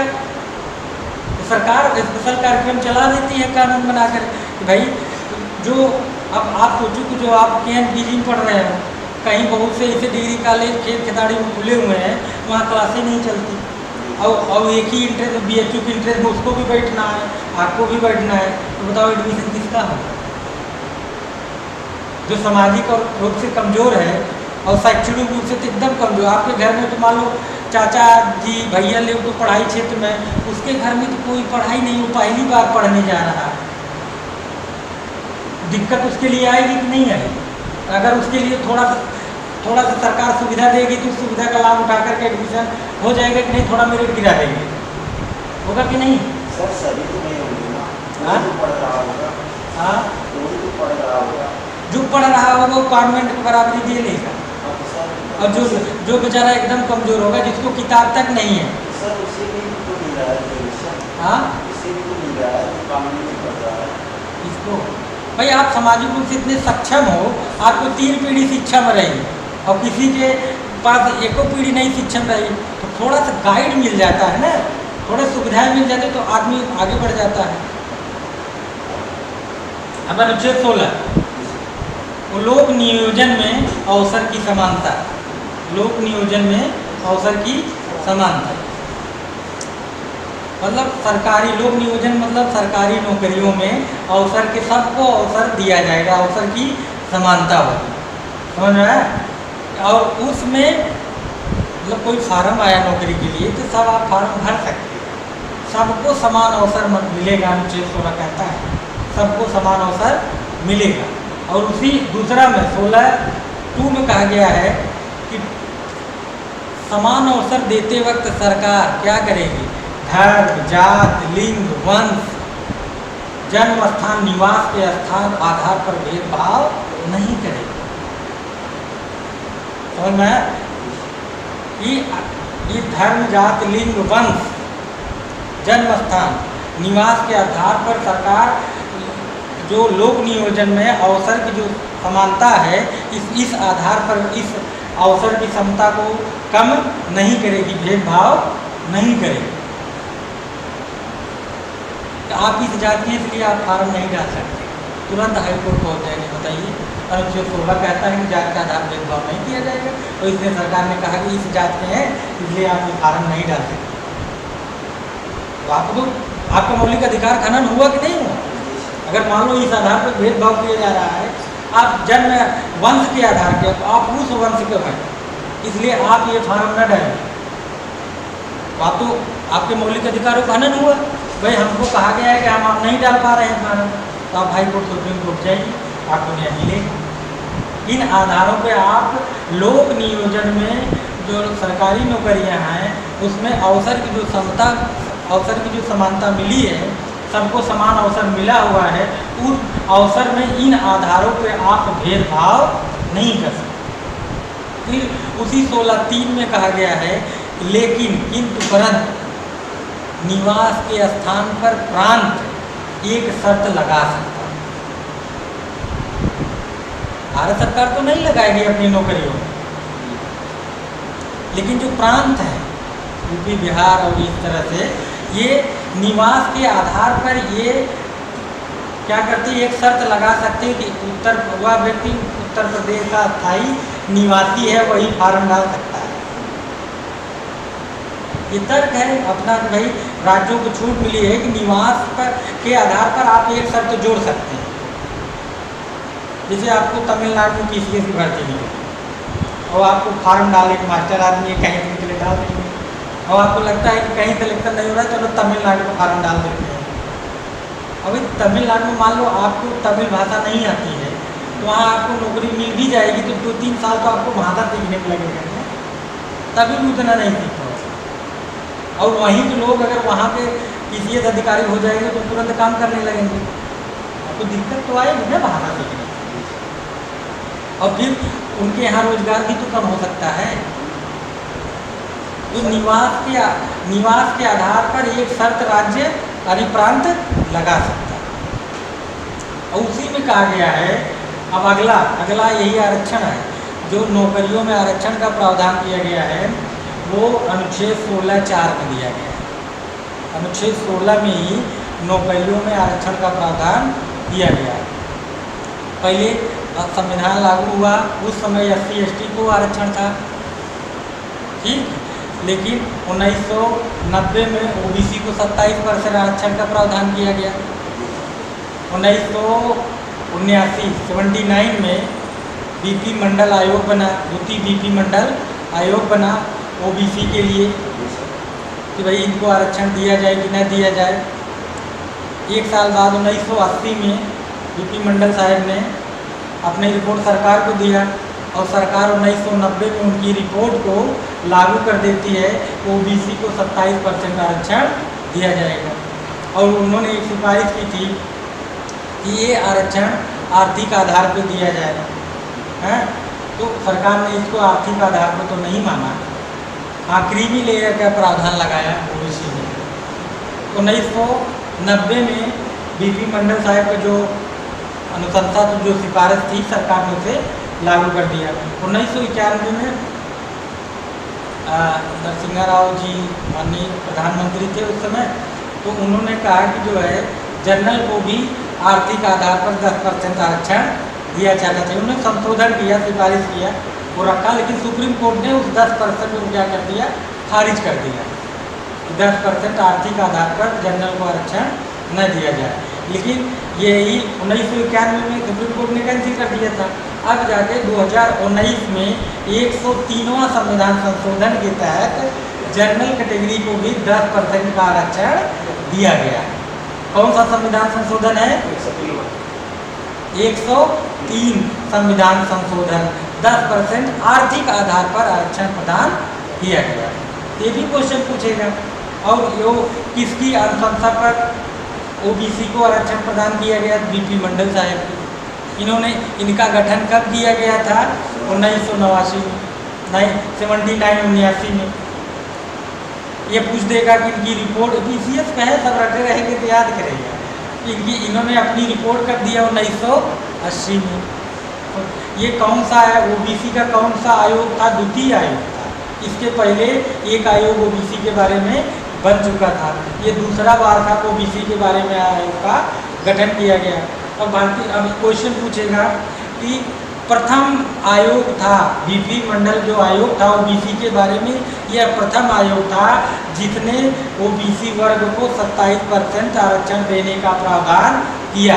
आपको पढ़ने से लगेगा कि 100% ये लाइन सही है, लेकिन देखो प्रथम लाइन की शुरुआत में ही गलत कर चुका है।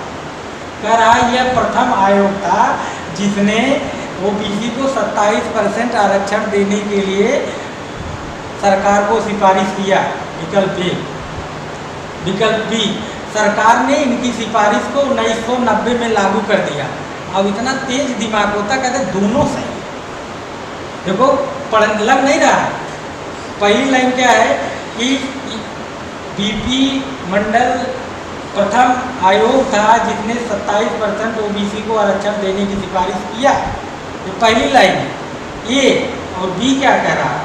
बी कह रहा है इनकी सिफारिश को सरकार ने 1990 में लागू कर दिया। तो आपको लगता है दोनों में पढ़ने के बाद आपको क्या लगेगा? 27% किया। अब देखेंगे कहाँ है कि 1 और 2 दोनों सही है, दोनों टिक मार देंगे। सवाल सही होगा कि गलत होगा? गलत हो गया ना। ये द्वितीय आयोग था, वहाँ पर लिख रहा है एकदम छोटा सा शुरुआत में लिखेगा, जहाँ आपका ध्यान नहीं पहुँचेगा वहीं सवाल गलत करवा देगा कि यह प्रथम आयोग था, बीपी मंडल प्रथम आयोग था कि ओबीसी का दूसरा आयोग था, हाँ द्वितीय आयोग था। तो यही गलती हो जाती है, ऐसे सवाल गलत होता है। पीसीएस में पूछेगा कि बीपी मंडल द्वारा कितने % की सिफारिश की गई थी ओबीसी के लिए, तो ये तो मार दोगे ना। बीपी मंडल आयोग की जो सिफारिश है किस सन में लागू की गई, 1990 में, ये सब तो आप मार दोगे। लेकिन जो वहाँ मारना है IAS वाले में, वहाँ तो चक्कर आ जाएगा, परीक्षा हाल में खूब मगन होगी, सही होगी सही होगी सही, लेकिन जब बाहर आके मिलाने लगे कहीं ये प्रथम लिखा है, यहाँ हम समझ नहीं पाए, इसी तरह से सवाल गलत होता है। तो नौकरियों में आरक्षण का प्रावधान भारतीय संविधान का कौन सा अनुच्छेद करता है? 15, 16? सर दोनों करते हैं। हाँ 15। नौकरियों की बात जहाँ आए 16।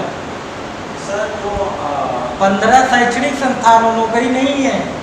ये सर सामान्य वर्ग के लिए आरक्षण है। हाँ सर मैंने पढ़ा था अनुच्छेद 15 और 16 को संशोधित करके दिया गया है। इसमें बेस बदला गया है, लेकिन जो आरक्षण देने का प्रावधान है, जो देने का प्रावधान है वो 16 में ही है।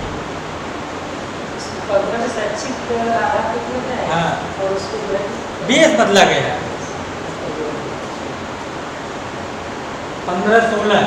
अब देखो 17 तो आप लोगों को याद होगा, तो बताएंगे वो मातृत्व लाभ अवध, ये जो हमने लिखा है महिलाओं के लिए, जैसे समता का अधिकार जो बता नहीं रहे थे, तो महिलाओं के संदर्भ में है कि 26 सप्ताह उनको छुट्टी मिलती है ना, नौकरी में रहते हैं।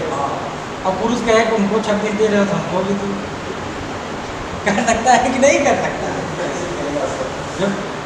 जो महिलाएं होती, गर्भवती होती, उनको ध्यान में रखते हुए सरकार द्वारा इतने दिन की छुट्टी अवकाश दी जाती है। सर 2017 में 26 सप्ताह हाँ बढ़ा दिया गया। अब पुरुष कहिए मेरे मौलिक अधिकार का हनन है, भाई हम भी व्यक्ति हैं, हमको भी 26 सप्ताह की छुट्टी दे दो। तो तर्क पूर्ण होना चाहिए, अगर भेद कर रहे हो तो क्या होना चाहिए? तर्क पूर्ण होना चाहिए, समझ में आया?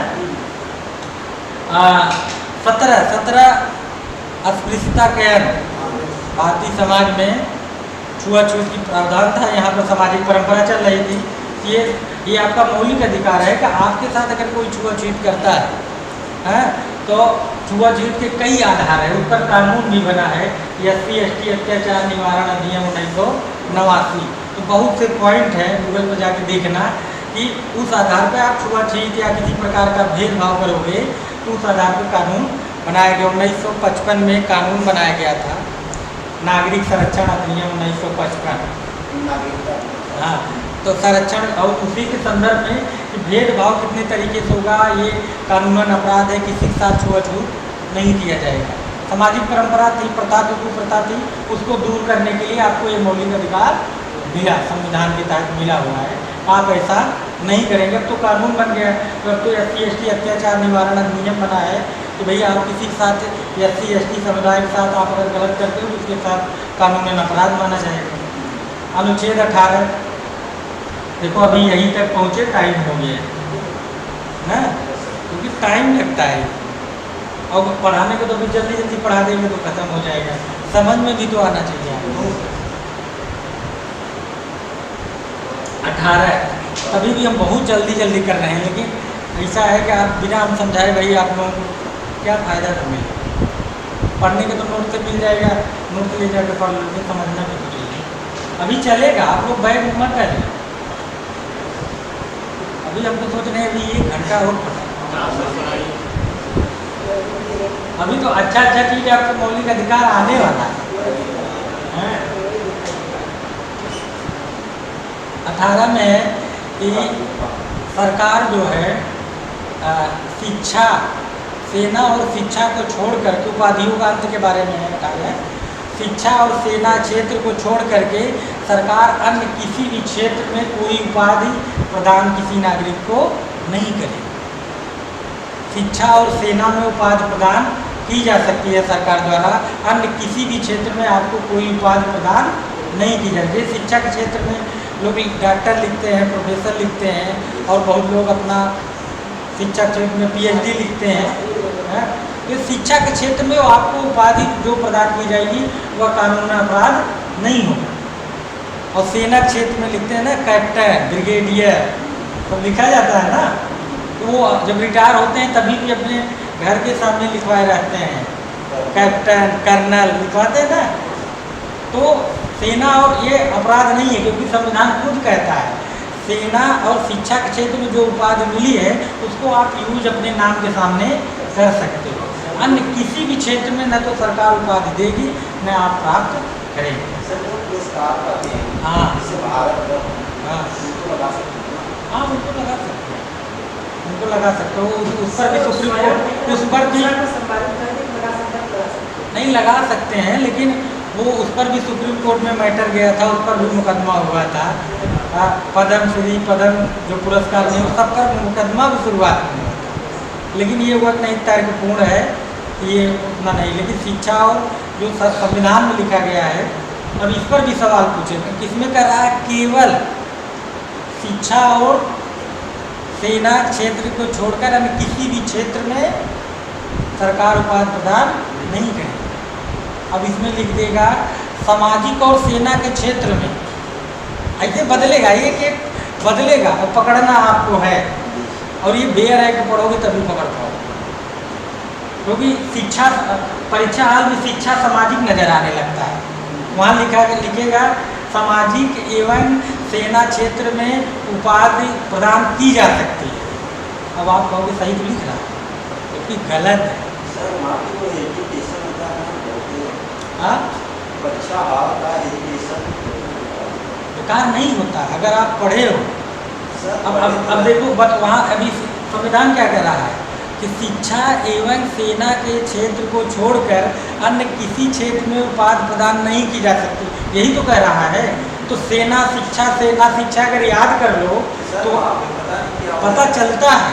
जब कंसंट्रेट होकर पढ़ाई करके जाए, जो सही करते हो तो पढ़ाई करके गए हैं वही तो सही करते हैं। वो अपने जो बेचैनी है उस बेचैनी को पकड़ के रखते हैं, और आप उसी हाल में ही पानी पी रहे हो, बेचैनी बढ़ रही है। अब वहाँ पर शिक्षा तो सामाजिक नजर आएगा। जो होते हैं, जो IAS होते हैं, तो वो शिक्षा ही पढ़ के जाते हैं, वहाँ बेचैनी आपको सामाजिक नजर आने लगती है। समझ में? तो तैयारी करने का तरीका होता है। तो यहाँ पर केवल लिखा कि 2 पॉइंट पकड़े रहेंगे तो काम होगा, नहीं तो सब का काम गड़बड़ हो जाएगा, आपका सवाल गलत हो जाएगा। और भारत का कोई नागरिक कोई उपाधि प्रदान प्राप्त नहीं करेगा, और भारत का कोई नागरिक भारत सरकार के अधीन किसी लाभ के पद पर हो या सरकारी पद पर हो, तो किसी दूसरे देश वाले वो आपको बुलाए कि आओ हम तुमको उपाधि देंगे, तो भारत के राष्ट्रपति के अनुमति के बगैर आप किसी देश से उपाधि नहीं ले सकते। भारत सरकार के अधीन या सरकार के अधीन किसी विश्वास के पद पे हों, आप किसी लाभ के पद पे आप हों, किसी सरकारी पद पे हों, और आपको अमेरिका आपसे प्रसन्न हो गया है, चाइना आपसे प्रसन्न हो गया, क्या आओ हम तुमको पुरस्कार देंगे, थोड़ी सूचना हमको, समझ में आया? तो आप पुरस्कार तभी ले सकते हैं विदेशी, यानी किसी देश दूसरे देश से आपको कोई उपाधि तभी मिल सकती है जब भारत का राष्ट्रपति अनुमति दे दे कि हाँ आप जाओ उपाधि प्राप्त कर सकते हो। बगैर राष्ट्रपति की अनुमति का आप किसी अन्य देश से उपाधि प्राप्त नहीं कर सकते। हाँ, भारत के राष्ट्रपति को लेना हो तो भारत का राष्ट्रपति सामान्य कानून से ऊपर है। हमने बताया समान व्यक्ति के साथ समान व्यवहार, असमान व्यक्ति के साथ असमान व्यवहार। भारत का प्रथम नागरिक है, समझ में है? तो प्रथम नागरिक है और देश की संविधान का जो है संरक्षण कर रहा है, पूरे सिस्टम का संरक्षण कर रहा है। वो अगर कोई डिसीजन लेगा तो सही ही लेगा। तो सर किससे ले सकते हैं?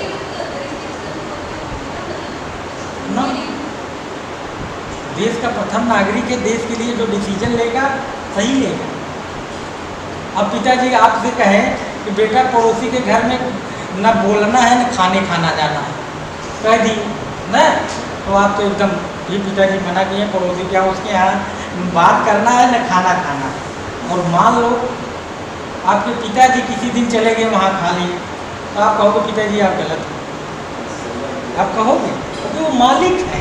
अगर वो डिसीजन लिए हैं तो अगर वो कुछ चीज़ जब तक वो मना किए थे तो पूरा परिवार उन्हीं के आदेश का पालन कर रहा था।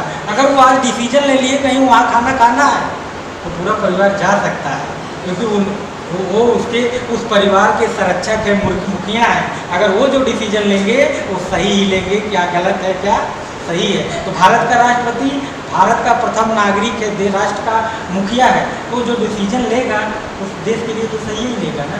अगर देश के लिए गलत लेता है तो जो सर पढ़ाएंगे या हम ही पढ़ाएंगे तो उसके लिए महाभियोग की प्रक्रिया है ना, उसको हटा देंगे। संविधान पढ़ेंगे ना तब जितने मन में ये सवाल। सर आपने बस ऐसे ही पढ़ा, ग्रेजुएशन किया हुआ है या LLB की है? कौन? अरे यार हमारे ऊपर डेली आप क्वेश्चन पूछते हो, हम बस आपको समझ में आ रहा है कि नहीं, बस हम बस ये जानते हैं। आप तो इतने लोग, हम लोग BA लोग पूरा अभी कभी ग्रेजुएशन के क्लास चले, हमारी क्लास में आ जरा देखना, बैठने की जगह नहीं रहती। सर आ सकते हैं क्लास में? आ जाओ, क्या सर से जो हमारे प्रिंसिपल सर हैं उनसे अनुमति लेना पड़ेगा आपको, ऐसे नहीं आ पाओगे। तो आप क्या बता रहे थे? थकाई लगे तो बता देना, हम भी सोच रहे हैं पूरा अच्छा तो लग रहा है, क्या दिक्कत है? ये पूरा हमको करना है, बस थोड़ा सा हो। आप लोग सवाल भी पूछने लगते हैं ना, नहीं तो जल्दी जल्दी अभी पढ़ के खत्म, पढ़ना तो है। तो अनुच्छेद 18 हो गया। हाँ, ये अनुच्छेद में भी 18 में भी अब देखो, अगर PCS तरह पढ़ाना हो तो अनुच्छेद 18 उपाधियों के अंदर खत्म। लेकिन जब मैं जानता हूँ ये IAS में भी पूछेगा तो थोड़ा सा हमको वहाँ पर भी पढ़ाना पड़ रहा है।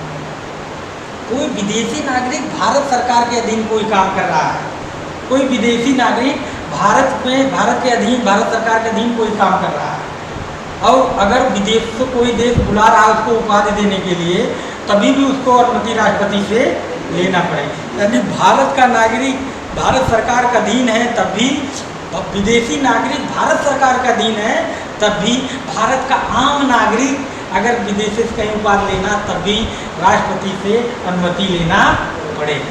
समझ में आया? यानी 3 जगह 3 ऐसे व्यक्ति हैं जो उनको राष्ट्रपति से अनुमति लेना। भारत का आम नागरिक, भारत सरकार का अधीन पद धारण किया हुआ भारत का नागरिक, भारत के सरकार के अधीन। देखो सब लग रहा खिचड़ी चल रहा ना। नहीं सर, तो ये तीनों टाइप के व्यक्ति राष्ट्रपति से बगैर अनुमति के उपाधि प्राप्त नहीं कर सकते। 18 हो गया। 19 बात है, अनुच्छेद 19। चलो 19 पढ़ा के इसके बाद छोड़ेंगे, दूसरे दिन फिर एक क्लास लेंगे। हम आज खत्म किए थे, बोले थे कि आज खत्म। अनुच्छेद 19, ये अनुच्छेद 19 केवल किसको मिला हुआ? केवल भारतीय नागरिक। 15, 16, 19, 29, 30 ये केवल भारतीय नागरिक। अन्य तो विदेशियों को दोनों मिला हुआ है, अन्य जो बच गए वो सब तो दोनों मिला हुआ है, लेकिन ये केवल भारतीय नागरिकों को है, ये विदेशियों को प्राप्त नहीं है। कोई विदेशी नागरिक भारत में आकर रह रहा है तो उसको ये मिला हुआ उसको नहीं मिलेगा। ये कौन? ये 5 ये केवल भारतीय नागरिकों को ही मिला है, अन्य तो भारत के लोगों को मिला ही है, लेकिन ये 5 स्पेशल अन्य विदेशियों को मिला, लेकिन विदेशियों के 15 ये जो है ये विदेशियों को नहीं मिला। अनुच्छेद 19 कहता है विचार एवं अवगति की आज़ादी, यानी स्वतंत्रता का। अनुच्छेद 19 से लेकर 22 का जो नाम है वो स्वतंत्रता का अधिकार है। इसे क्या बोला जाता है? स्वतंत्रता का अधिकार। इसमें स्वतंत्रता के अधिकार में 4 अनुच्छेद 19, 20, 21, 22। समानता के अधिकार में 4 अनुच्छेद है 14, 15, 16, 17, 18। ये समानता 5 हो गए ना।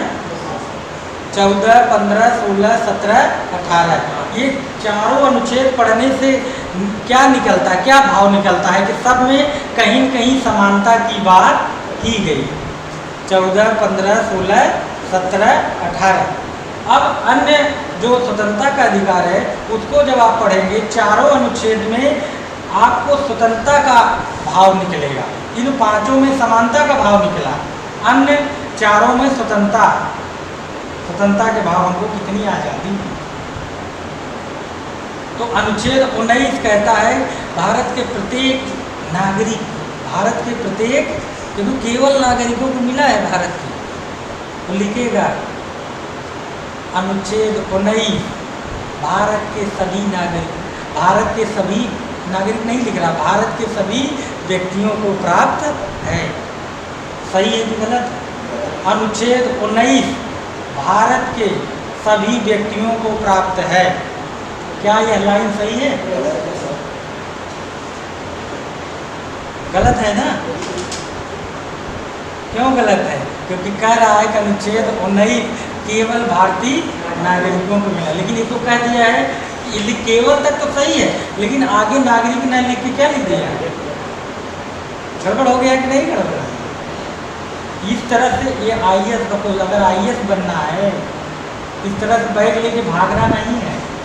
अगर IAS बनना है तो मेहनत करना पड़ेगा, धूप प्यास सब भूलना पड़ेगा, थकाई भी भूल जाते हैं, लाइट कट गई तभी भी अगर IAS बनना है तो, क्योंकि एक एक पॉइंट आपको पकड़ना है और उसके लिए कंसंट्रेट होना पड़ेगा। प्यास लगी और प्यास को भुलाना पड़ेगा, कोई याद कर रहा है उसको भुलाना पड़ेगा, मोबाइल बंद करना पड़ेगा, तब तो जाके हो पाएगा।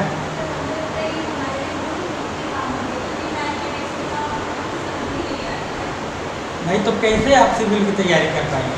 सिविल में मैथ नहीं आता, प्री में आता है, मेंस में नहीं आता। प्री का नंबर मेरिट जो बनती है नौकरी के IAS PCS के नहीं जुड़ता है। हाँ ऑप्शनल होता है। तो आप इकोनॉमिक्स नहीं पढ़ेंगी, पॉलिटी नहीं पढ़ेंगी, हिस्ट्री नहीं पढ़ेंगी, हाँ जब ये सब आप नहीं पढ़ेंगी, ज्योग्राफी नहीं पढ़ेंगी, और GS के बेस पे सिलेक्शन होता है। 70% GS है, 30% सब्जेक्ट है, तो 30% अगर आप सिलेक्शन पा सकती हैं तो IAS की तैयारी करिए। अगर 70% 60% GS है, GS का पेपर, GS का 4 पेपर होते हैं ना, निबंध का 1 पेपर होता है, और तो आप जोड़ लेना कुल 2100 कितना 2025 कितना 22 कितना नंबर गया ये ना 2125, और उसमें से आपका जो एक सब्जेक्ट होता है 200 का 2 पेपर होता है, तो 400 निकाल दो, 1800 नंबर आएगा कहाँ? 1700 कहाँ से लाओगे? GS से ही तो लाओगे, और बगैर GS का कोई IAS आज तक नहीं बना। अब अगर आपका ये, अगर आपकी रणनीति है कि हम मैथ से IAS बन जाएंगे तो बहुत अच्छी है, हमारी भी शुभकामना है। लेकिन जहाँ तक जो सिलेबस कहता है वो सिलेबस यही कहता है कि बगैर GS के आप सिलेक्शन नहीं हो पाएंगे। भाई 30% आपका सब्जेक्ट दिलवाएगा, 70% 60% किसकी भूमिका है? GS। कैसे हम कहें, फिर भी हो सकता है भाई आपका लक हो, ठीक समझ आ गया। अनुच्छेद 19 कहता है विचार एवं अभिव्यक्ति की स्वतंत्रता, यानी भारत के प्रत्येक नागरिक को विचार करने का, उसको अभिव्यक्त करने की आज़ादी। प्रत्येक व्यक्ति के मौलिक अधिकार है, कुछ भी चीज़ अगर विचार करे तो उसे अभिव्यक्त भी कर सके, इसकी किसी प्रकार का प्रतिबंध नहीं होना चाहिए। हाँ प्रतिबंध अगर सरकार लगाती है तो औचित्यपूर्ण होना चाहिए, तर्कपूर्ण होना चाहिए। तो सरकार ने प्रतिबंध कई पॉइंट 6-7 पॉइंट है, उस आधार पर आप अनुच्छेद 19 पर भी प्रतिबंध लगा सकते हैं। जैसे आगे होगा नीचे देखते हैं।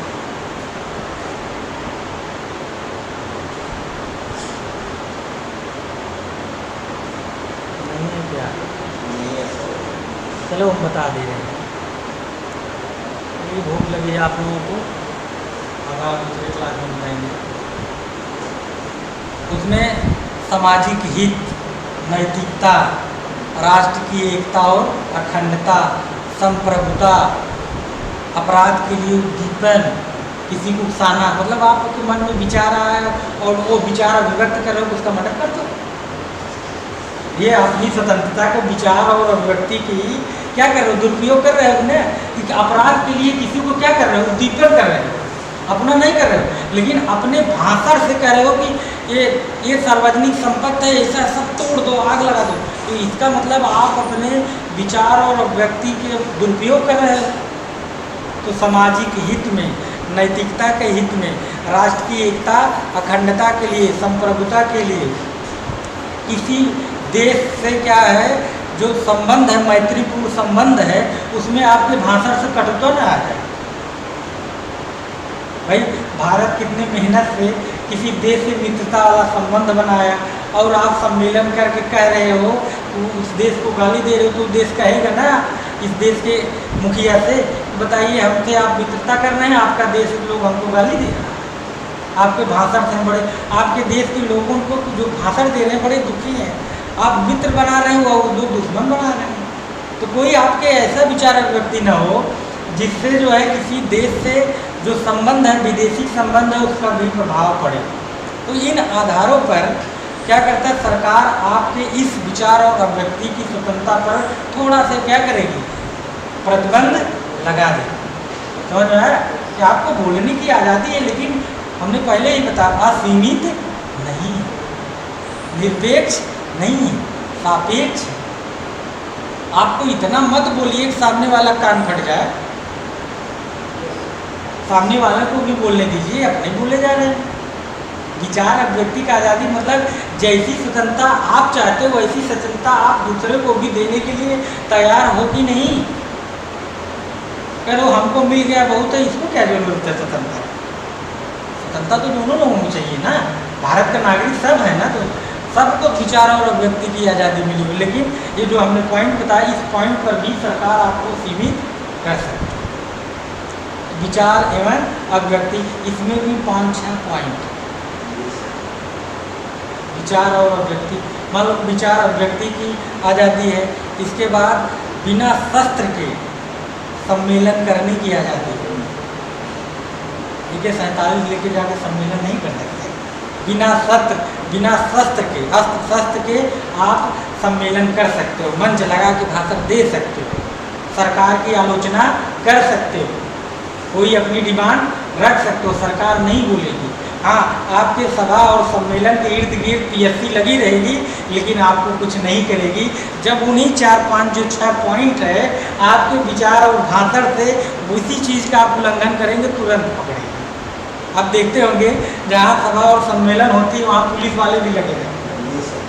आप खूब भाषण करिए, क्योंकि आपका संविधान मौलिक अधिकार देता है, विचार और अभिव्यक्ति की आज़ादी देता है कि नहीं देता है। और ये भी कहता है कि अगर उल्लंघन होता है तो आपको हम गारंटी भी देंगे, आपकी सुरक्षा भी प्रदान करेंगे। लेकिन जो मर्यादा भी लगाता है, सीमा लगाता है कि नहीं लगाता, नैतिकता की भी सीमा। आप सार्वजनिक मंच से भद्दी गाली दे रहे हैं, ये सामाजिक मर्यादा नैतिकता के खिलाफ है कि नहीं है? सामाजिक नैतिकता भी कुछ होती है कि नहीं होती है? आपको बोलने का आज़ादी दे दिया गया, तो इसका मतलब आप में और जानवर में अंतर ही नहीं है। तो सरकार इसीलिए एक सीमा के बाद आपको गिरफ्तार कर लेती है, और आप उस मर्यादा में रहते हो, आपका सभा बहुत अच्छी तरह से समाप्त हो जाती है, सम्मेलन रैली समाप्त हो जाती है, और सब अपने अपने घर जाते हैं। वही पुलिस वाले रास्ता भी बताते हैं कि नहीं बताते हैं। लेकिन अगर आप उस पॉइंट का उल्लंघन किए तो पुलिस वाले रास्ता बताएंगे, गाड़ी में बैठाएंगे, गए इसको गिरफ्तार करें, क्योंकि आपको बताया जाएगा आपके भाषण से सामाजिक हित हुआ, आपके भाषण से देश की संप्रभुता को हनन पहुँचे, आपके अभिभाषण से जो वैदेशिक संबंध, अपराधी प्रवृत्ति की घटनाएं हो सकती हैं, सार्वजनिक संपत्ति का नुकसान हो सकता है।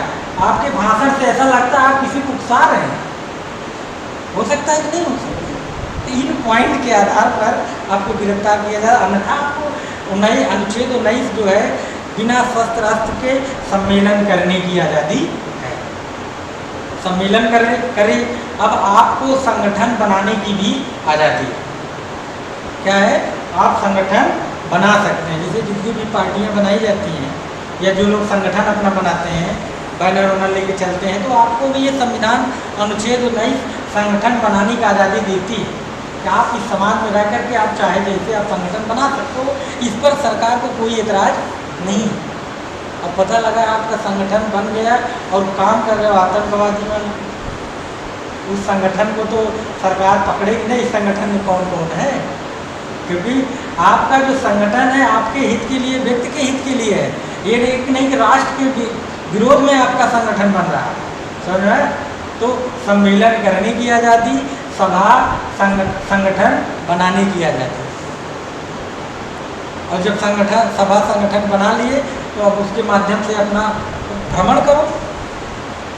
क्या करता है? आपको इस जो जहाँ तक भारत है, भारत में आपको भ्रमण करने की भी आज़ादी, चाहे संगठन माध्यम से करो चाहे अकेले करो, आपको पूरे देश में कहीं भी भ्रमण करने की फुल आज़ादी, आपका मौलिक अधिकार है।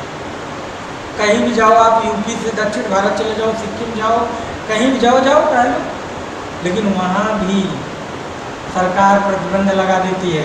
जहाँ सरकार को लगता है यहाँ पर भी आपको भ्रमण करने से आपके ही जीवन को खतरा हो सकता है, तो वहाँ पर लिखा रहता है ये खतरनाक डेंजर जोन है, आप यहाँ आगे नहीं जा सकते। समझ? तो भ्रमण करने की आपको आज़ादी है। लेकिन जनजातियों के बहुत से ऐसे क्षेत्र हैं, जीव जंतु वाला क्षेत्र है, जनजाति बहुल क्षेत्र है, वहाँ पर आप जाते हैं तो उनको गुस्सा लगता है।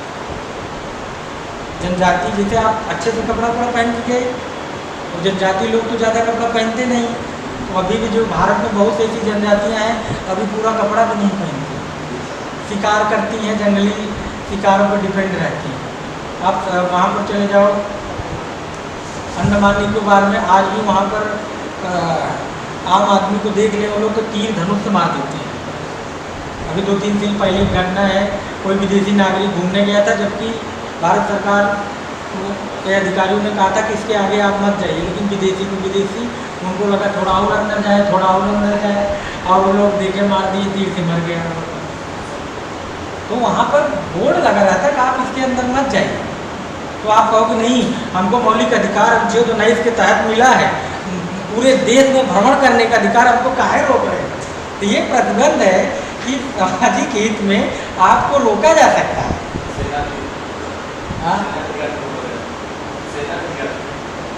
सेना का भी तो ये जब मिला है तब आज़ादी, लेकिन उसको भी औचित्यपूर्ण तर्कपूर्ण तरीके से आपको प्रतिबंध लगाया जा सकता है। भ्रमण करने का आज़ादी, कहीं भी निवास करने की भी आज़ादी है।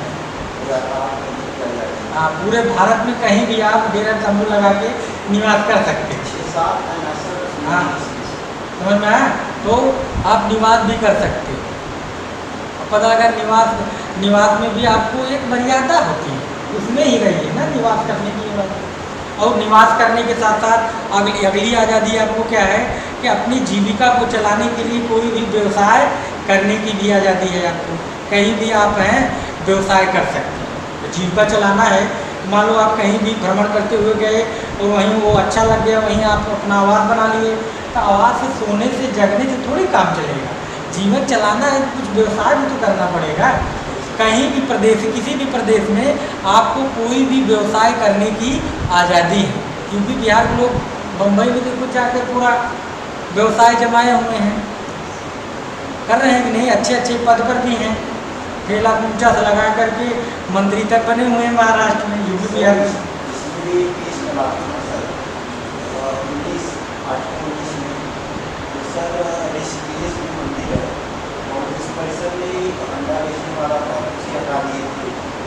वो तो धार्मिक चीज़ में आएंगे, अनुच्छेद 25 में तक अभी आएंगे। इसी में अनुच्छेद 19 में मीडिया की स्वतंत्रता भी है। अनुच्छेद 19 में जो मीडिया कहीं भी सूचना लेती है, पुष्टि होती है, अनुच्छेद 19 के तहत उनको मिला हुआ है।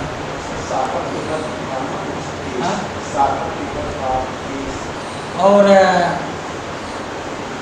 इसके बाद हम बता रहे थे व्यवसाय, कोई भी व्यवसाय वृत्ति करने की आज़ादी है, आपको स्वतंत्रता मिली हुई, लेकिन इस पर भी शर्त है भाई। बहुत से ऐसे व्यवसाय हैं जिसमें विशेष ज्ञान की ज़रूरत होती है, और अगर वह ज्ञान नहीं है तो ये आप वह व्यवसाय नहीं कर सकते। वो शर्त है ना कि जनता के हित में होना चाहिए, सामाजिक हित में आपके ऊपर प्रतिबंध लगाया जाए। जितनी आपको 19 में आज़ादी मिली है कि विचार करने की, अभिव्यक्त करने की, सम्मेलन करने की, सभा करने की, संगठन बनाने की, भ्रमण करने की, है निवास करने की, और इसके बाद कोई भी व्यवसाय करने का, ये जितनी आज़ादी आपको मिली है, इस आज़ादी पर सामाजिक हित में भी प्रतिबंध लगाया जा सकता है। जैसे मैं एक उदाहरण बता रहा हूँ, जैसे कोई भी व्यवसाय आप कर सकते हो। जैसे आज की डेट में हर व्यवसाय जरूरी नहीं है दूसरे को नुकसान नहीं पहुंचा रहा है। जैसे आप फल का जूस बेचते हो, ये भी एक व्यवसाय है। तो फल का जूस बेच रहे हो तो समाज की सेवा ही कर रहे हो नहीं। उससे जूस पिलाने से किसी समाज को नुकसान होगा क्या? आप उसके बदले आपको पैसा मिला, आप व्यवसाय कर रहे हो ना, तो वहाँ तक तो ठीक है, इसमें किसी योग्यता की ज़रूरत नहीं है। और मान लो गांव में पढ़े लिखे नहीं हो और डॉक्टरी खोल दिए, इंजेक्शन लगाए जा रहे हैं,